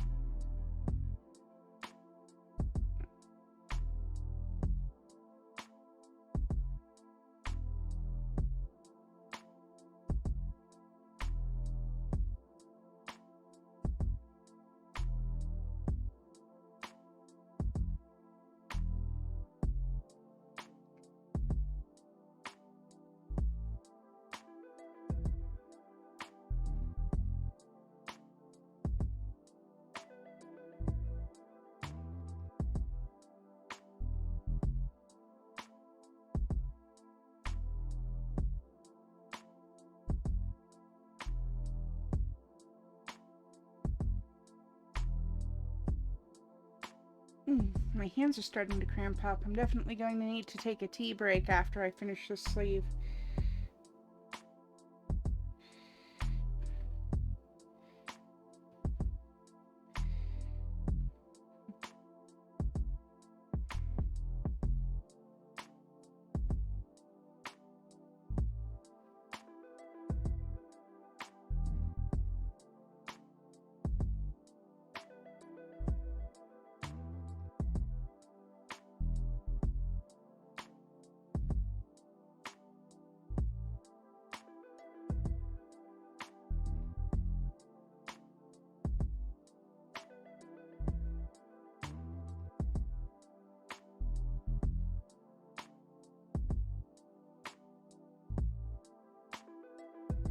Alright.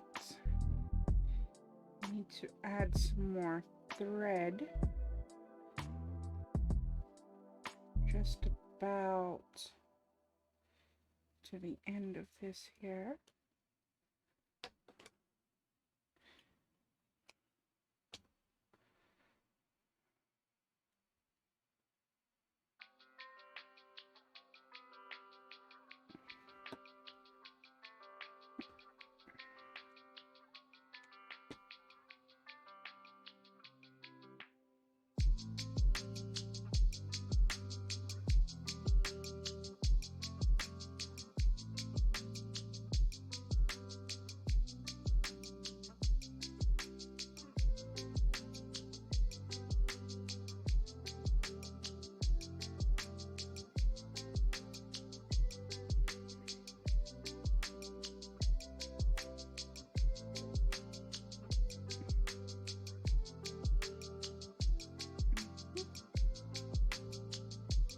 All right.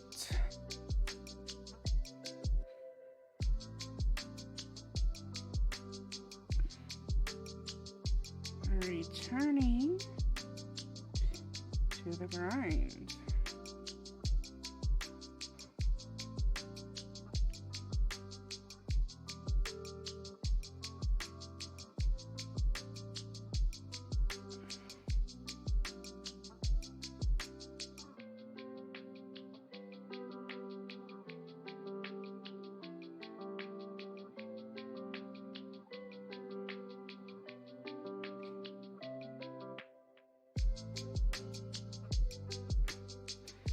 Almost done.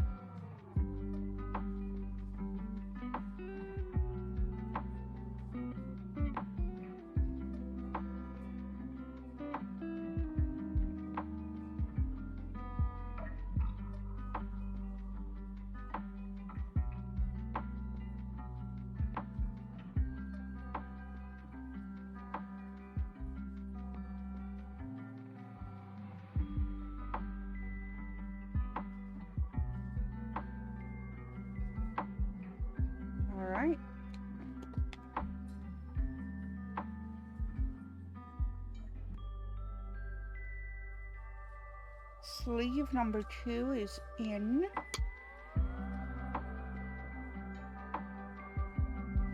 Now it's time to take my paintbrush again and see if we can get this in the hole.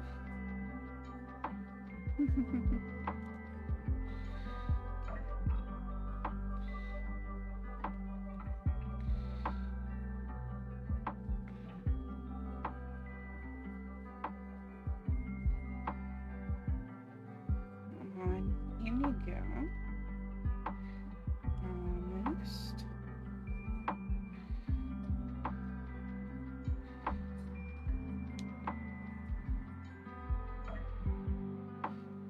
So tiny. Easier to do the second time around though, because I already know what to expect.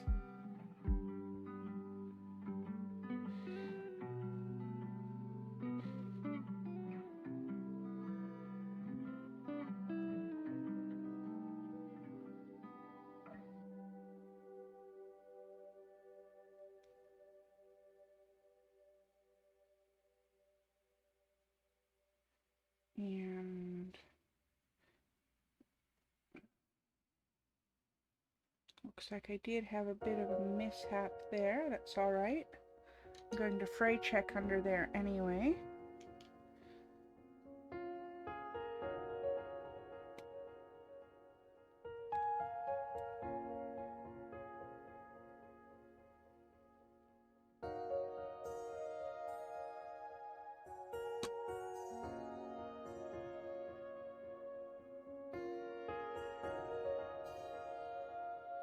And then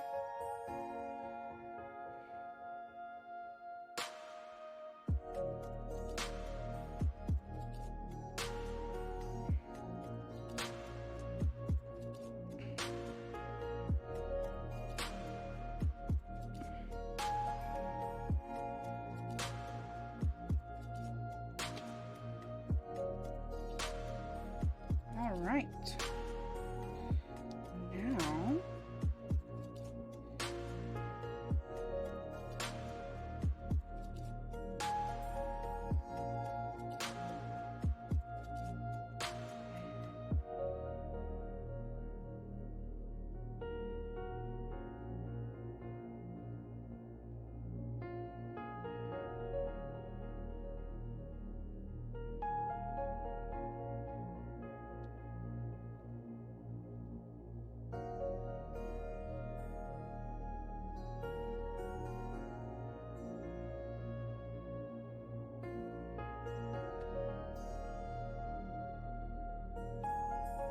okay, next step then.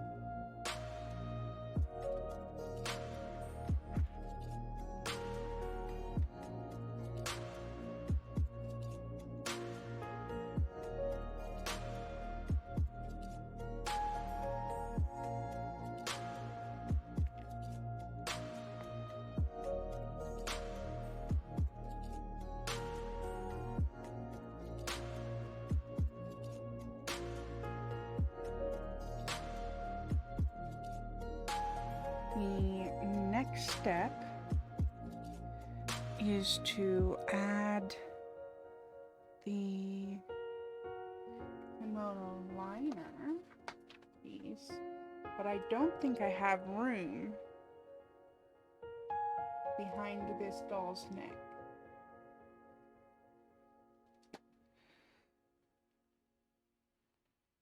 So instead, I'm going to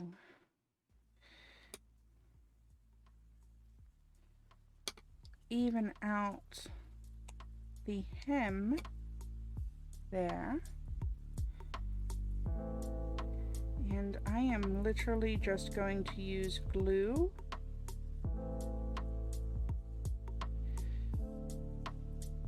it would help if I took the lid off. I'm just going to use glue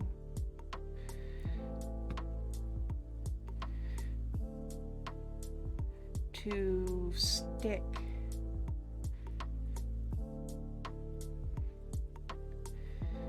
the sides and hem down.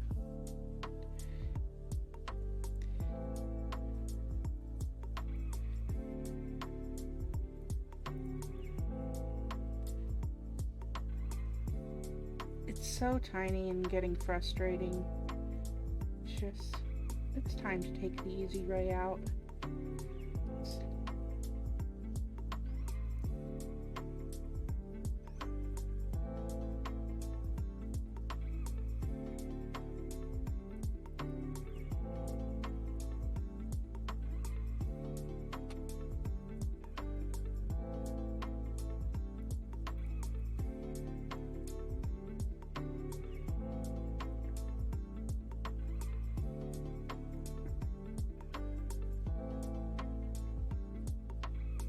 It barely takes a couple of drops of glue too.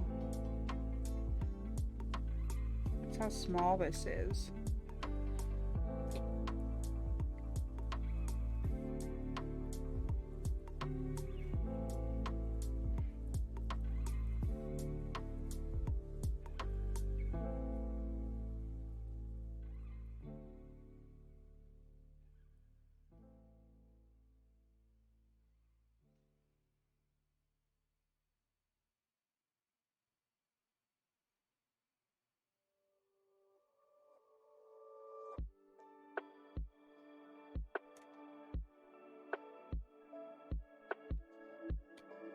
All right.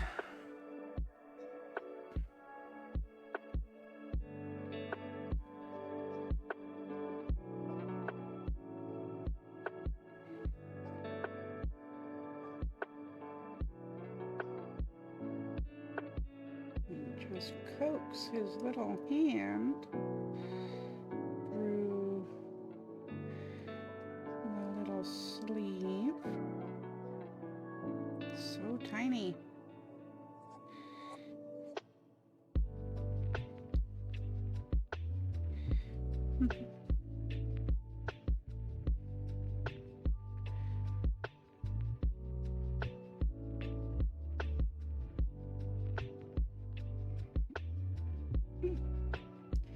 Come on. Get your little fingers in there.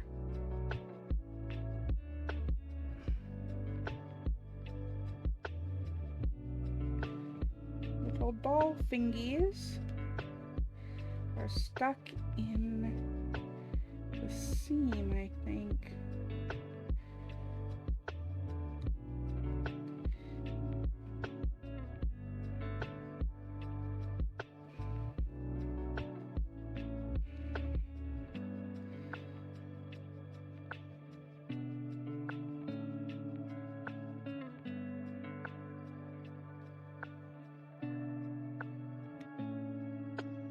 Come on. You can do it.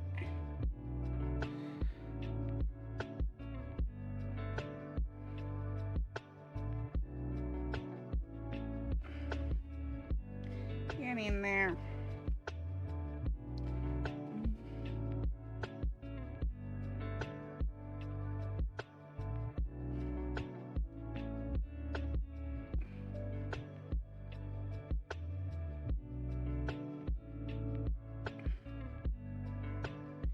When dressing a doll feels like dressing a real child.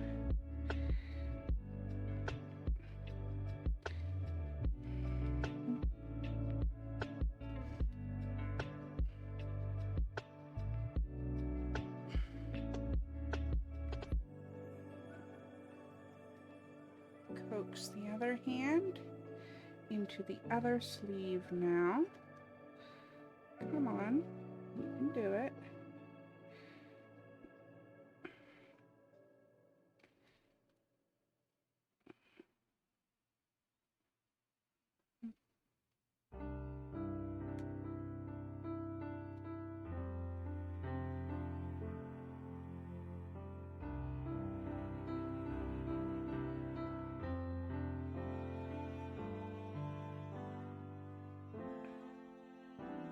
Come on. Into the sleeve, please.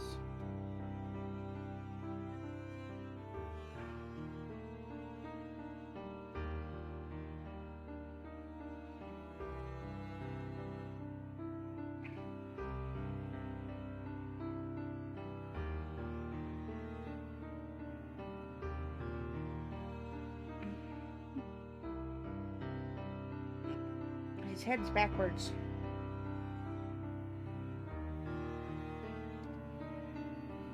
We can fix that after I have his clothes on.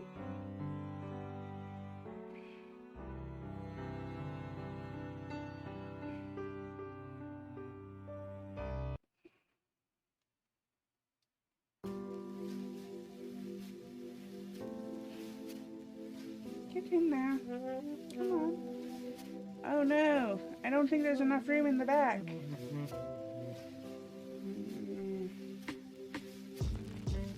How can I get more room?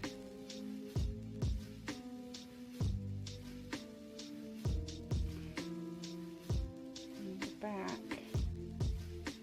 Come on.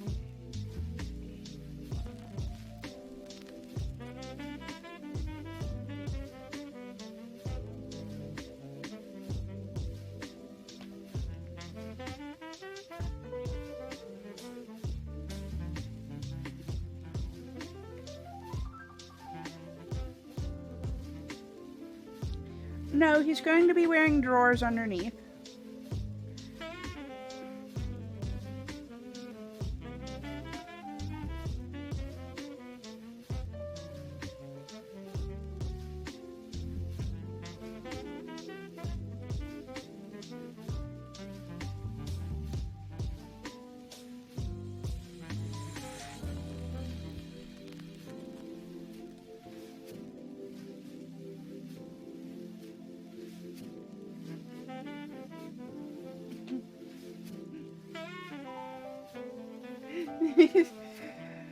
Should have tried that trick when we were little. Rip the arms off. I think it works better with dolls than it works with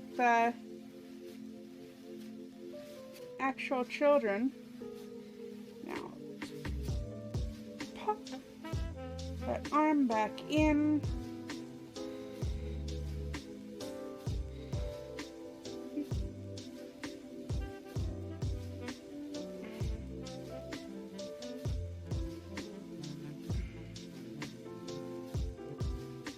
May have to rip the other arm off too. Less messy. True.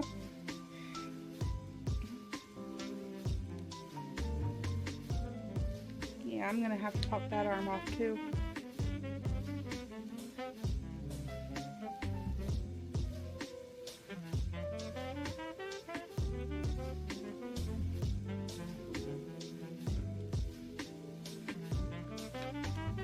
I didn't mean to pop his head off, but that works.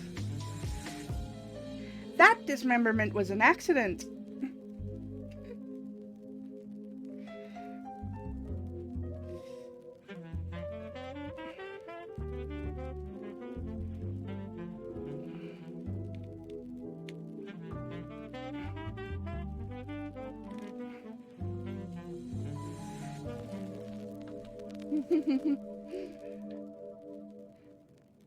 Is he still alive? I don't know if he was alive to begin with. He is a ghost after all.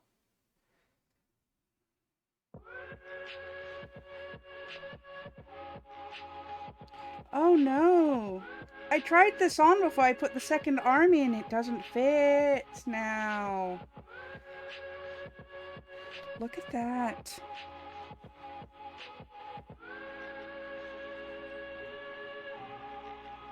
Okay, well, I think getting it off is going to be easier than getting it on was. I'm gonna try to put the head back on.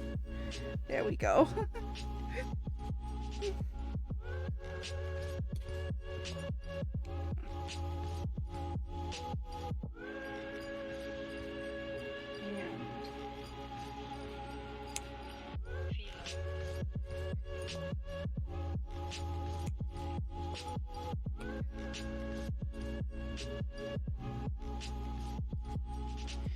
This is not an elegant solution, but it's in the back, so...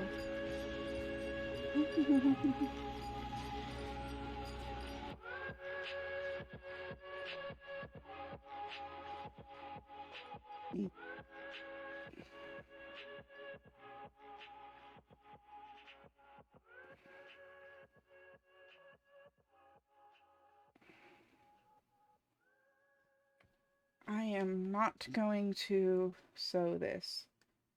I've spent too long working on this already. Tiny dab of glue on each side.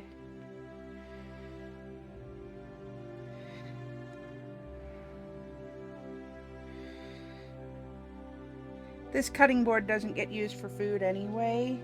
It's an old one that basically gets used for crafts, so I don't mind getting a little glue on it. Could try making a fundoshi. Yeah, that's what that's basically what I'm referring to when I say drawers. But it's a little bit, it's not quite a fundoshi. Children wore something that was similar, women and children wore something that was similar but actually came partway down the thighs. So it was more like bloomers or drawers than fundoshi, which would have been worn by adult men. Although sometimes women wore fundoshi as well. Just was not as common.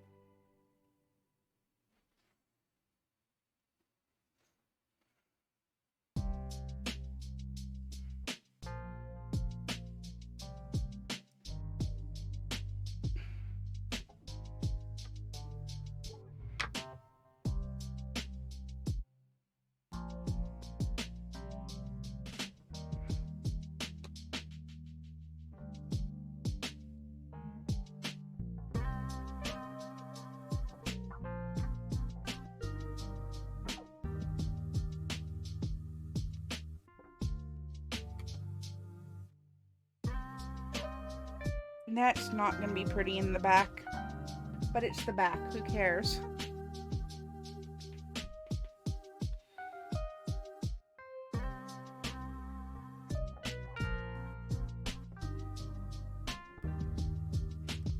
Now,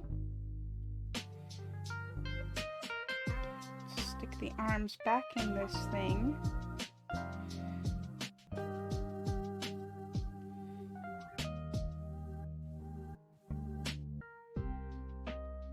I'm popping the head off on purpose this time.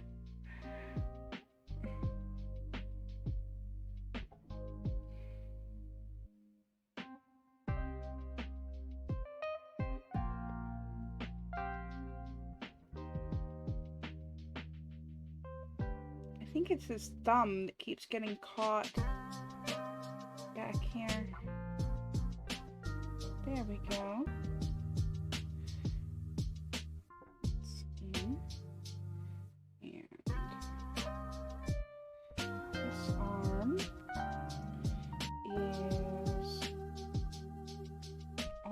In.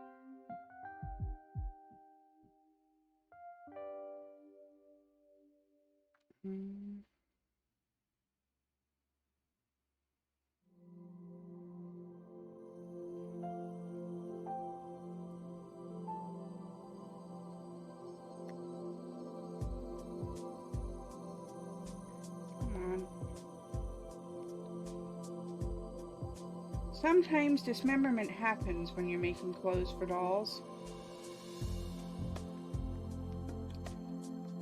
Whether it's going to be the doll's dismemberment or the doll maker's dismemberment,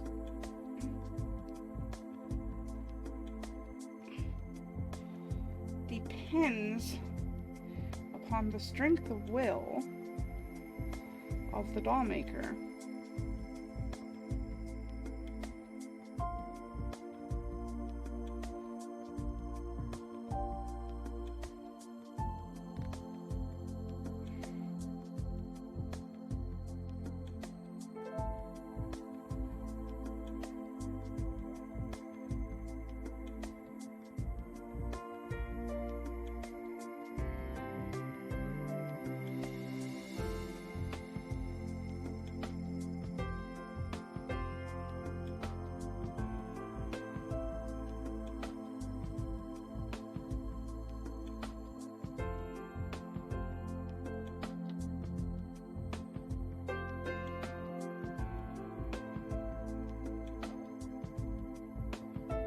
he needs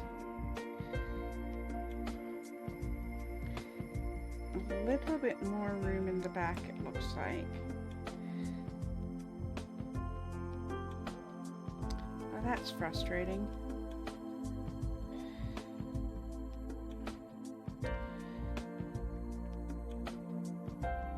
Well, you know what I'm not going to do?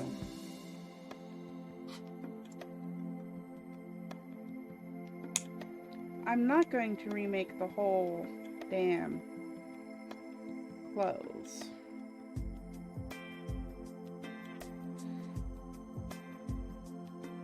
But what I can do is just snip out the ugly piece.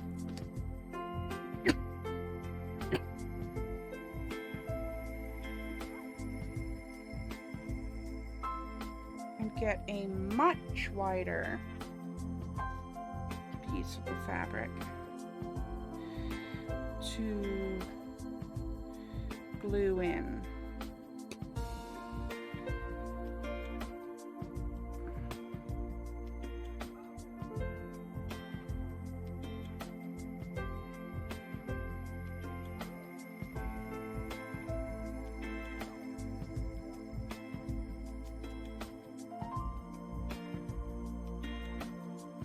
Welcome back.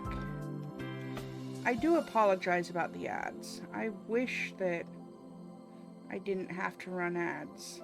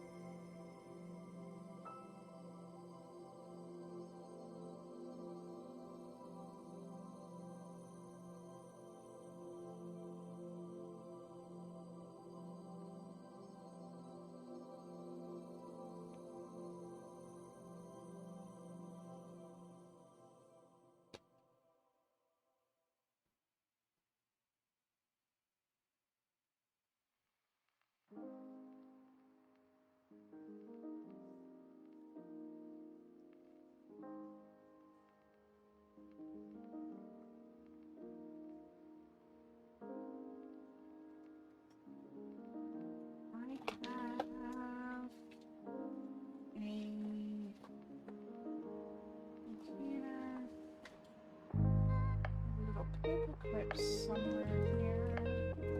There they are. You're right, Madge. Twitch's ad policies are a terrible joke.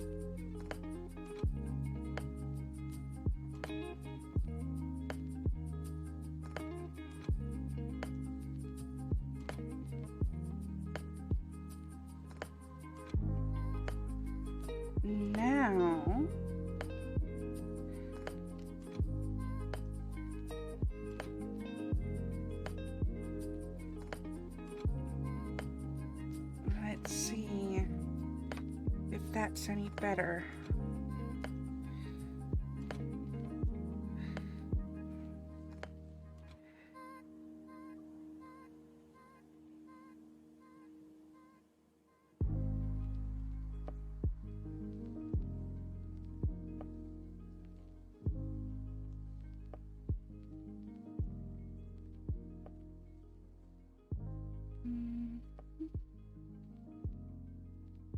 That's in.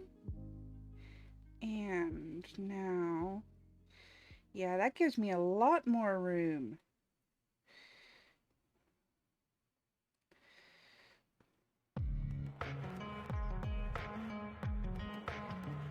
That slides like a hot knife through butter.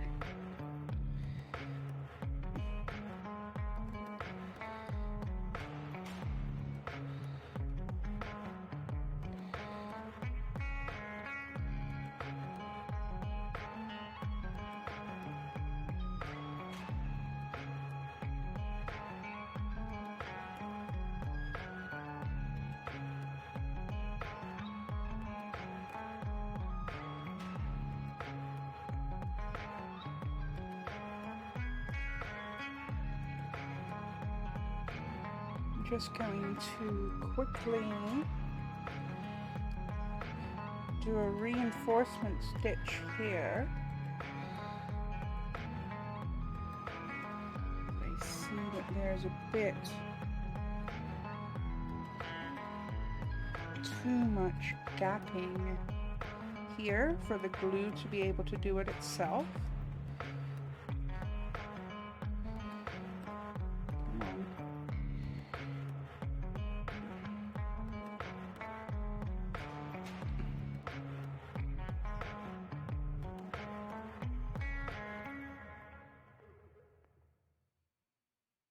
Use an invisible stitch to close it up.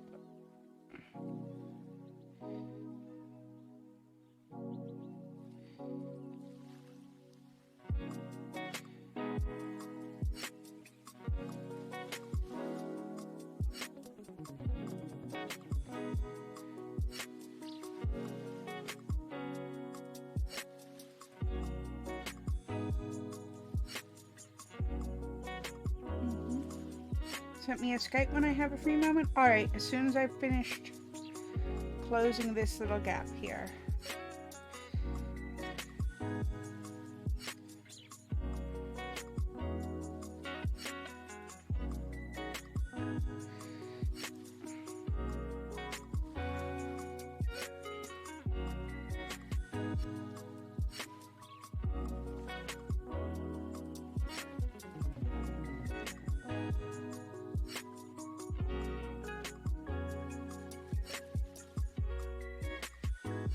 Once this gap in the shorter seam is done, now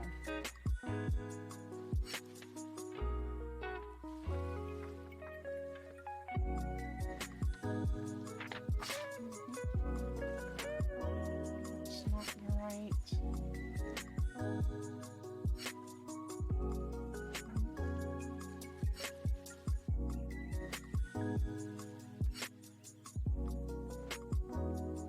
That's not the right page. Go. Dropped it. Okay.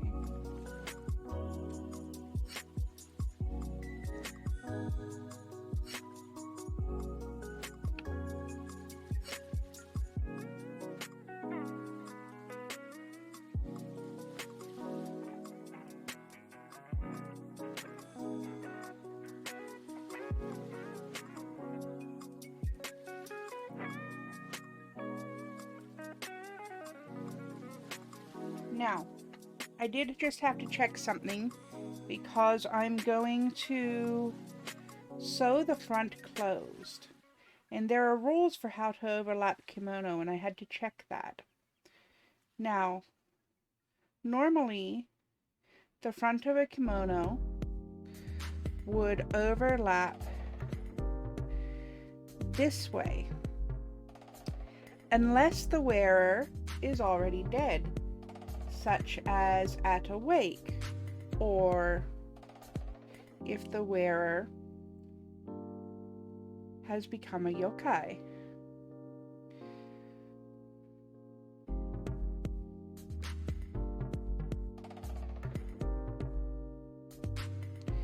And since my tofu boy is a yokai, that means his kimono overlaps the opposite way that a living child's would.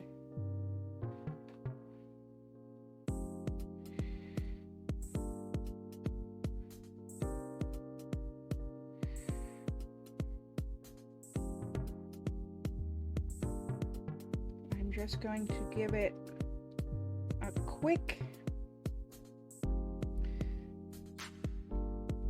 couple of stitches to keep it closed. Yes, you could.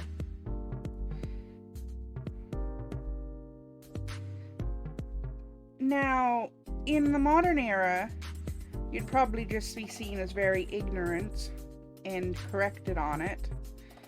But in Edo period Japan, absolutely you would have been mistaken for a yokai if you wore your kimono backwards.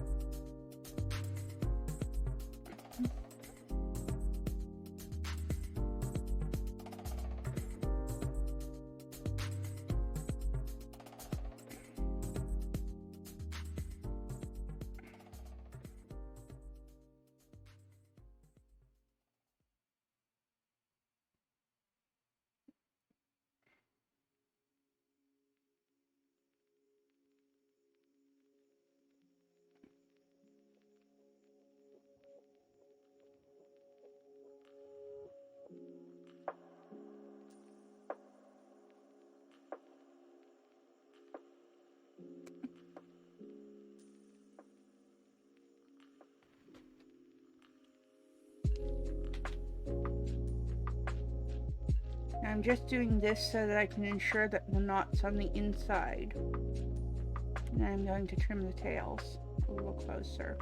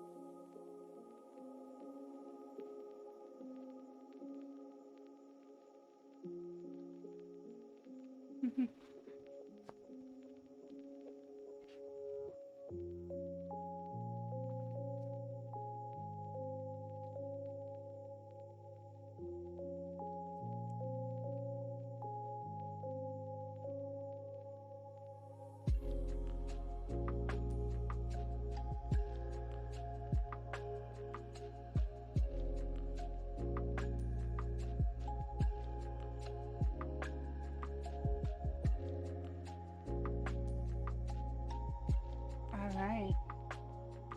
I've got some more of this gingham fabric here. I'm gonna make those drawers real quick before I make an obi for the kimono.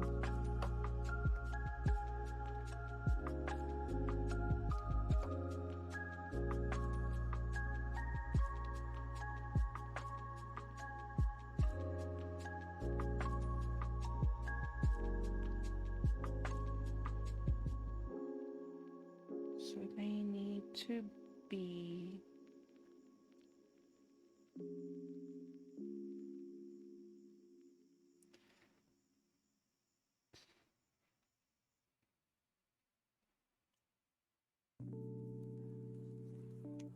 that wide.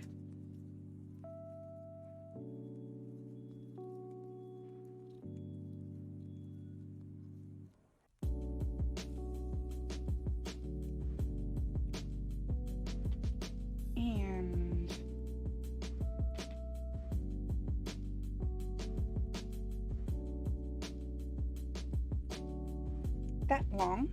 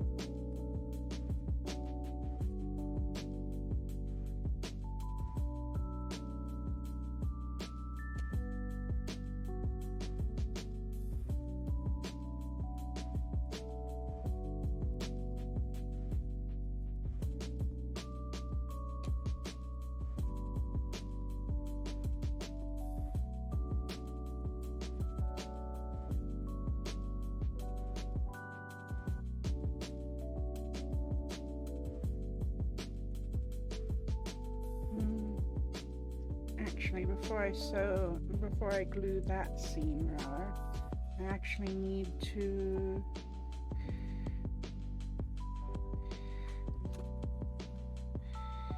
glue the hem.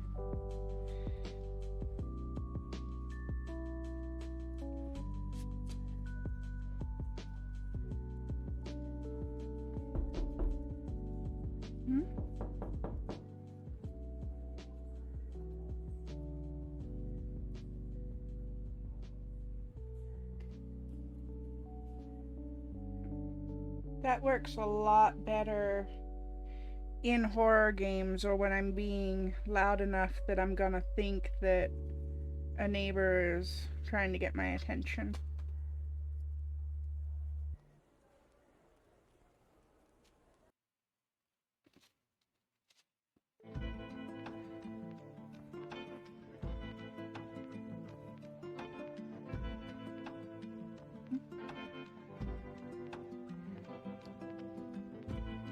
Yeah, this is just too chill of a stream right now.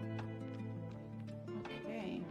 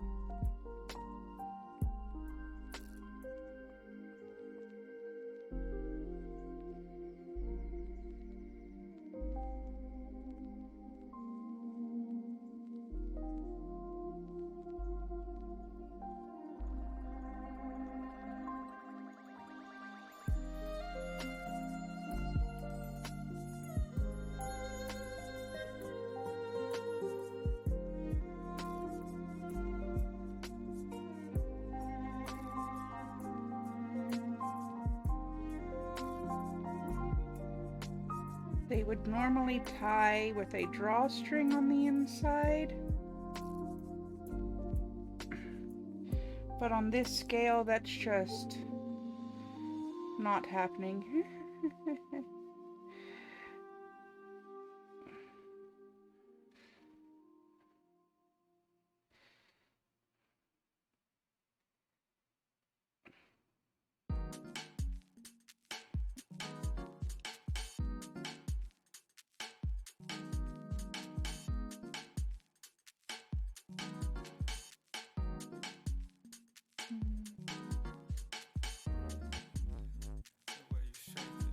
I'm not entirely sure how that happened with the thread just now. 1 second.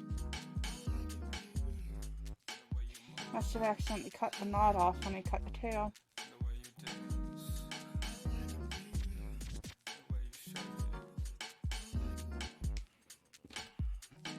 Alright. Trying that again.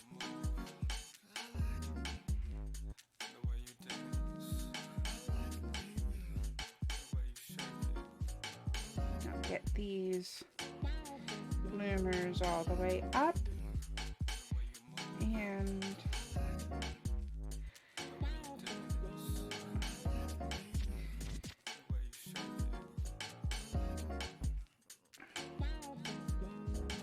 sew my fake drawstring.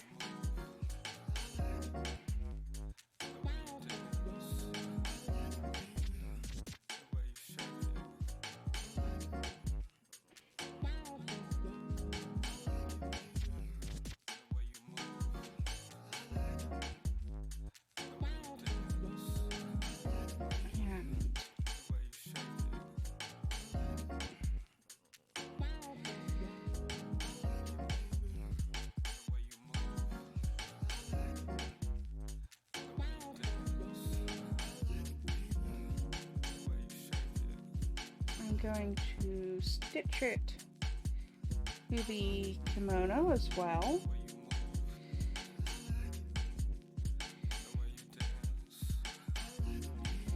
Just to make sure it stays up.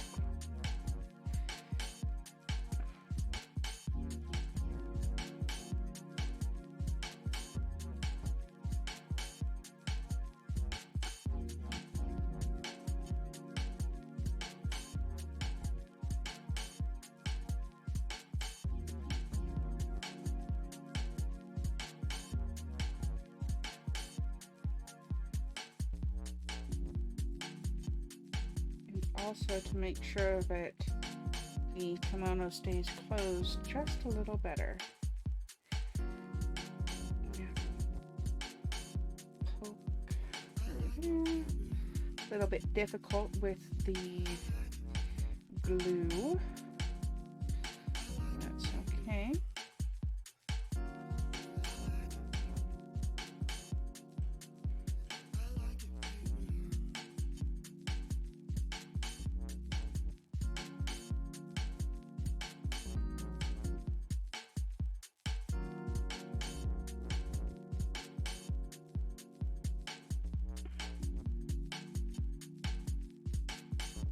Alright, I'm going to check that Skype message now.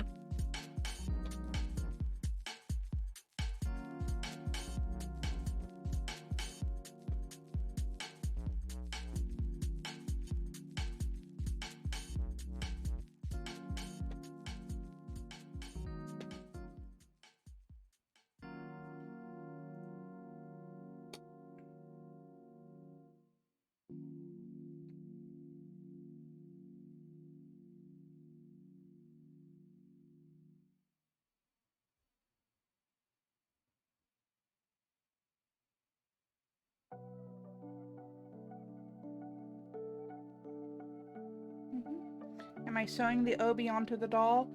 Yeah, I'm going to sew the obi and then I'm going to sew the obi onto the kimono instead of trying to make it an actual closure.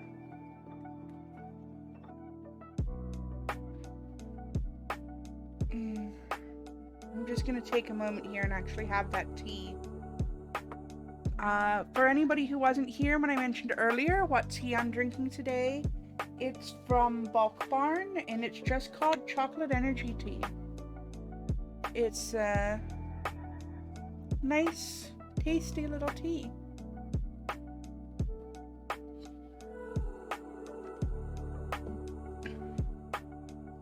It's basically a standard black tea with a little bit of chocolate and a couple of other things that are supposed to help wake you up. And it's quite delicious.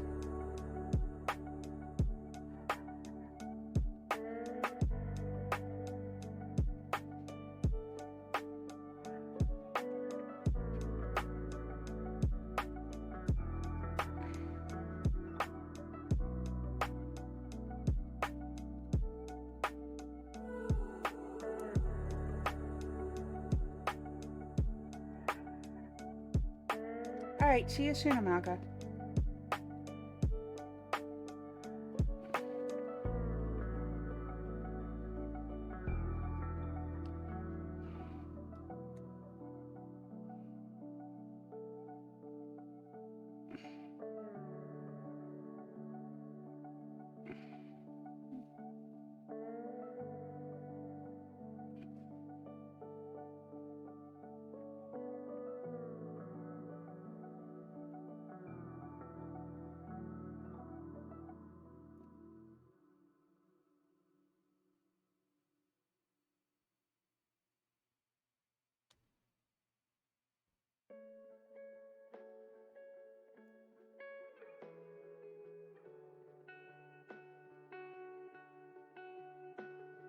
Welcome back.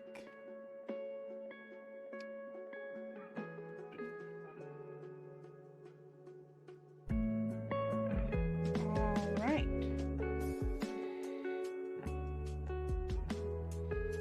Final stitch. Now the drawers are secure, and Tofu Boy's bum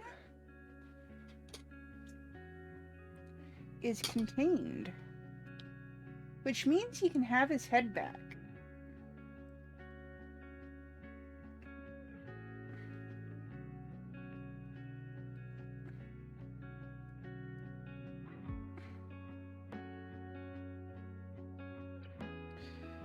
Oh, he is so stinking cute now.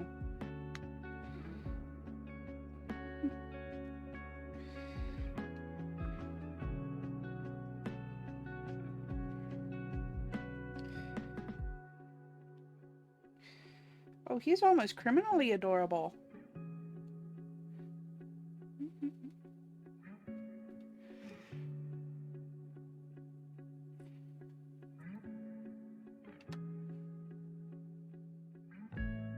Alright, I need to check the Obi sewing instructions on my tutorial here.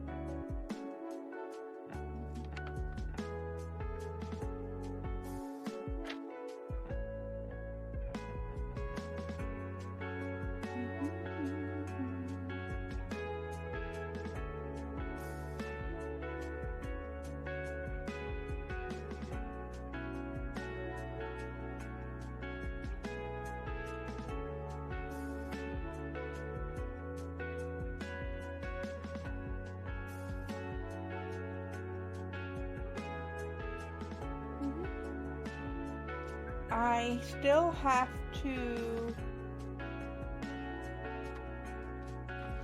make the obi, so he's not quite finished. And then after that, I'm going to glue the tray to his hands through the kimono. That's going to be my cover up for not giving him claws on his hands because they were too small.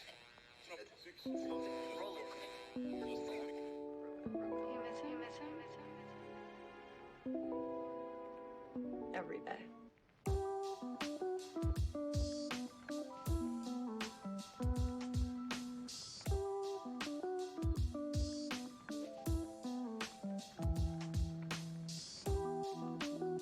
Okay.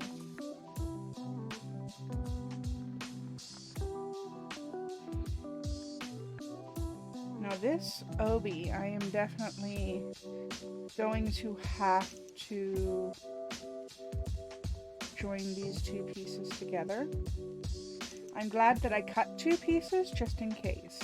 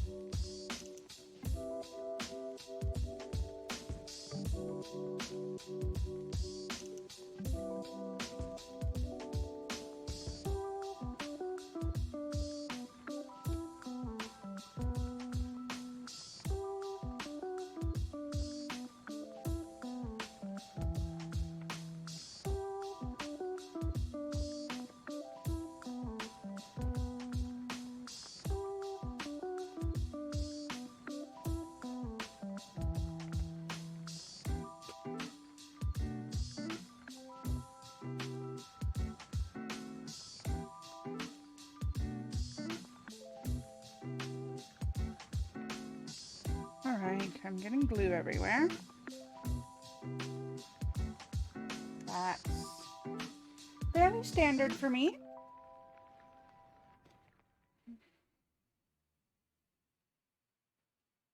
What does tacky glue smell like?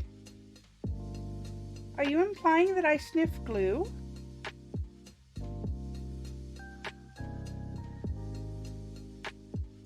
That's very rude, sir.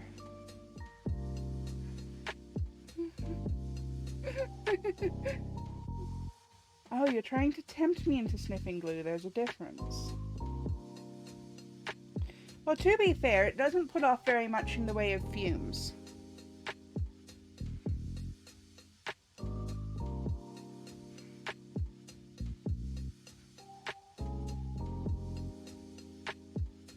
It's sort of similar to school glue in that way. It's very inert, very non-toxic. Tacky glue smells tacky? Yeah, that's a good way to phrase it. Tacky glue smells tacky.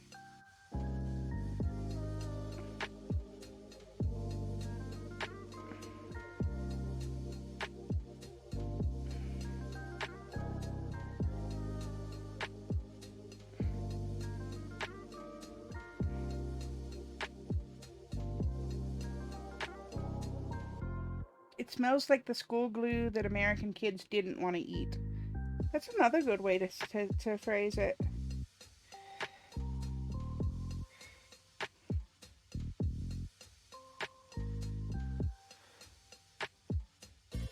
Okay.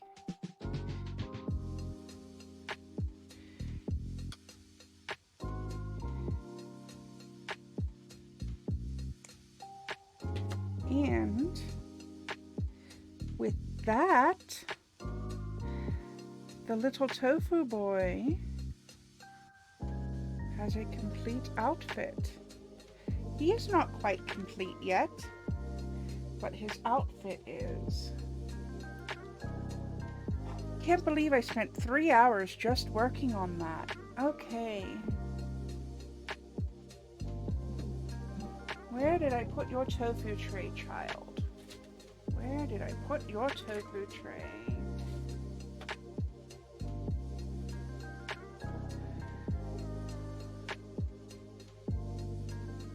Actually, where is it?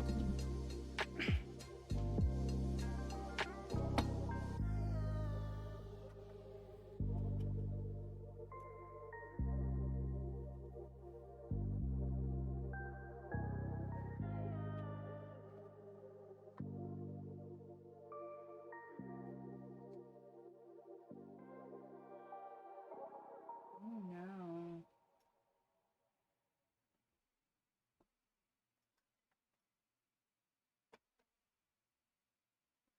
Oh no.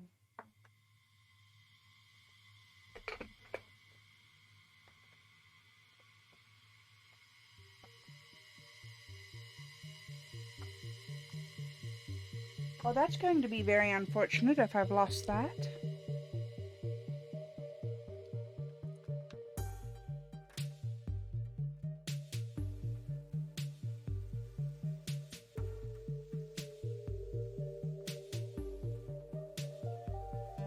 It was just on my desk. There it is. Crisis averted.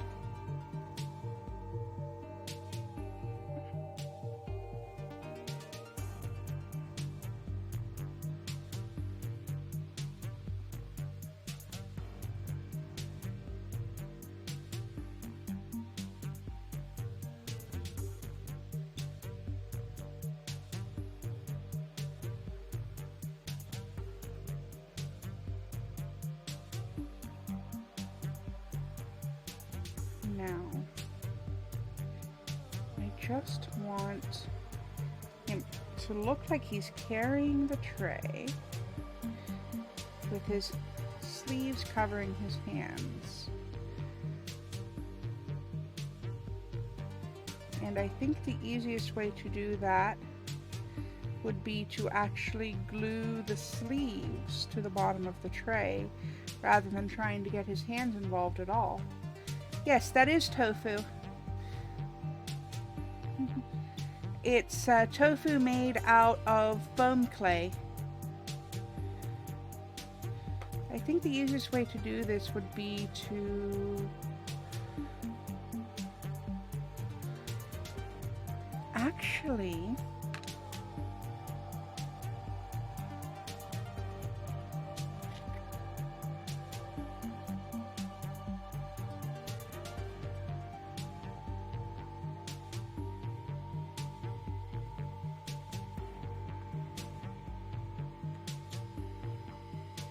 I just wonder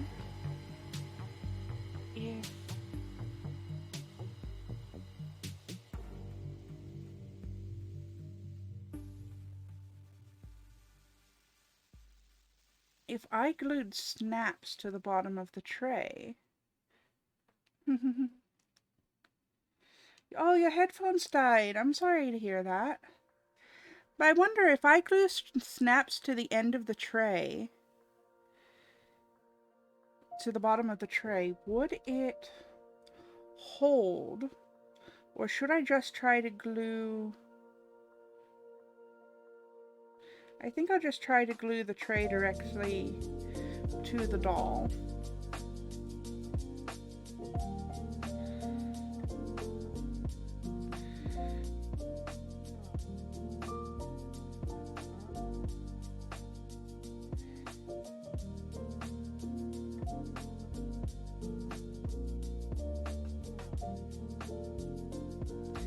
Yeah, that works.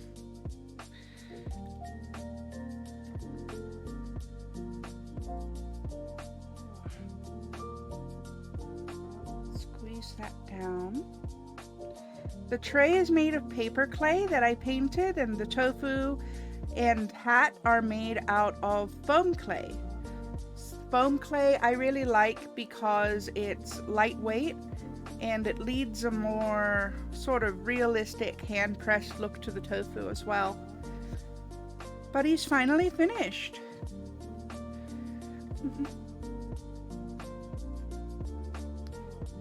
My little ghost tofu boy.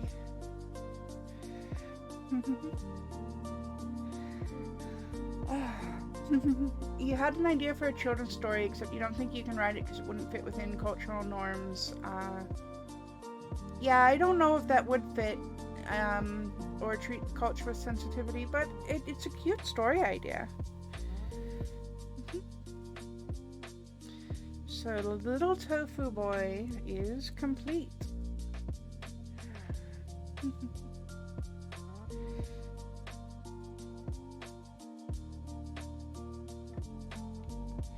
I had wanted to start on the Furiso Day for the other two dolls as well tonight, but after spending 3 hours fighting with this one, I think it would be wise to just clean up, throw my scraps in my scrap bag.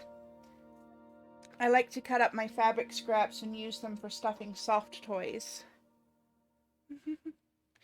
So, here he is.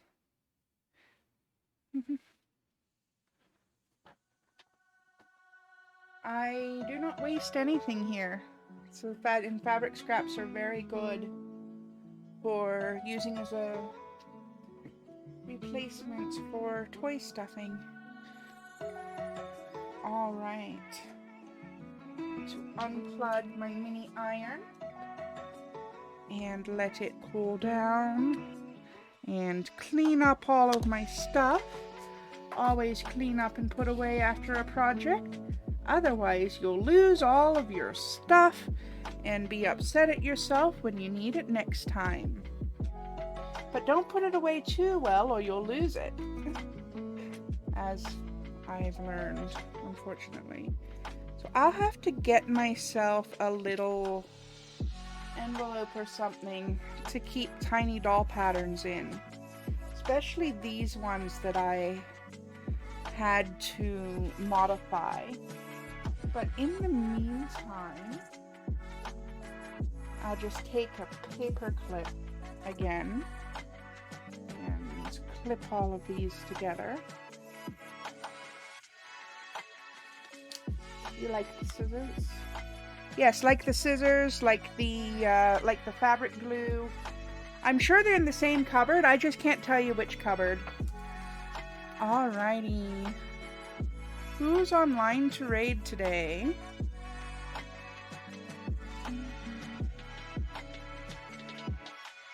Looks like Heavens to Betsy is still online. So I will throw the raid message up. Make sure to copy and paste if you're going to participate in the raid today. And we are raiding Heavens to Betsy VTuber. Alright, everybody stay safe, stay healthy, stay happy. Most importantly of all, stay weird. I will see you next time. I hope you have had a lovely evening sewing tiny, frustrating doll clothes with me tonight. I'll see you again tomorrow. I intend to work on the doll for the courtesan called Hell tomorrow. And see you then. Good night.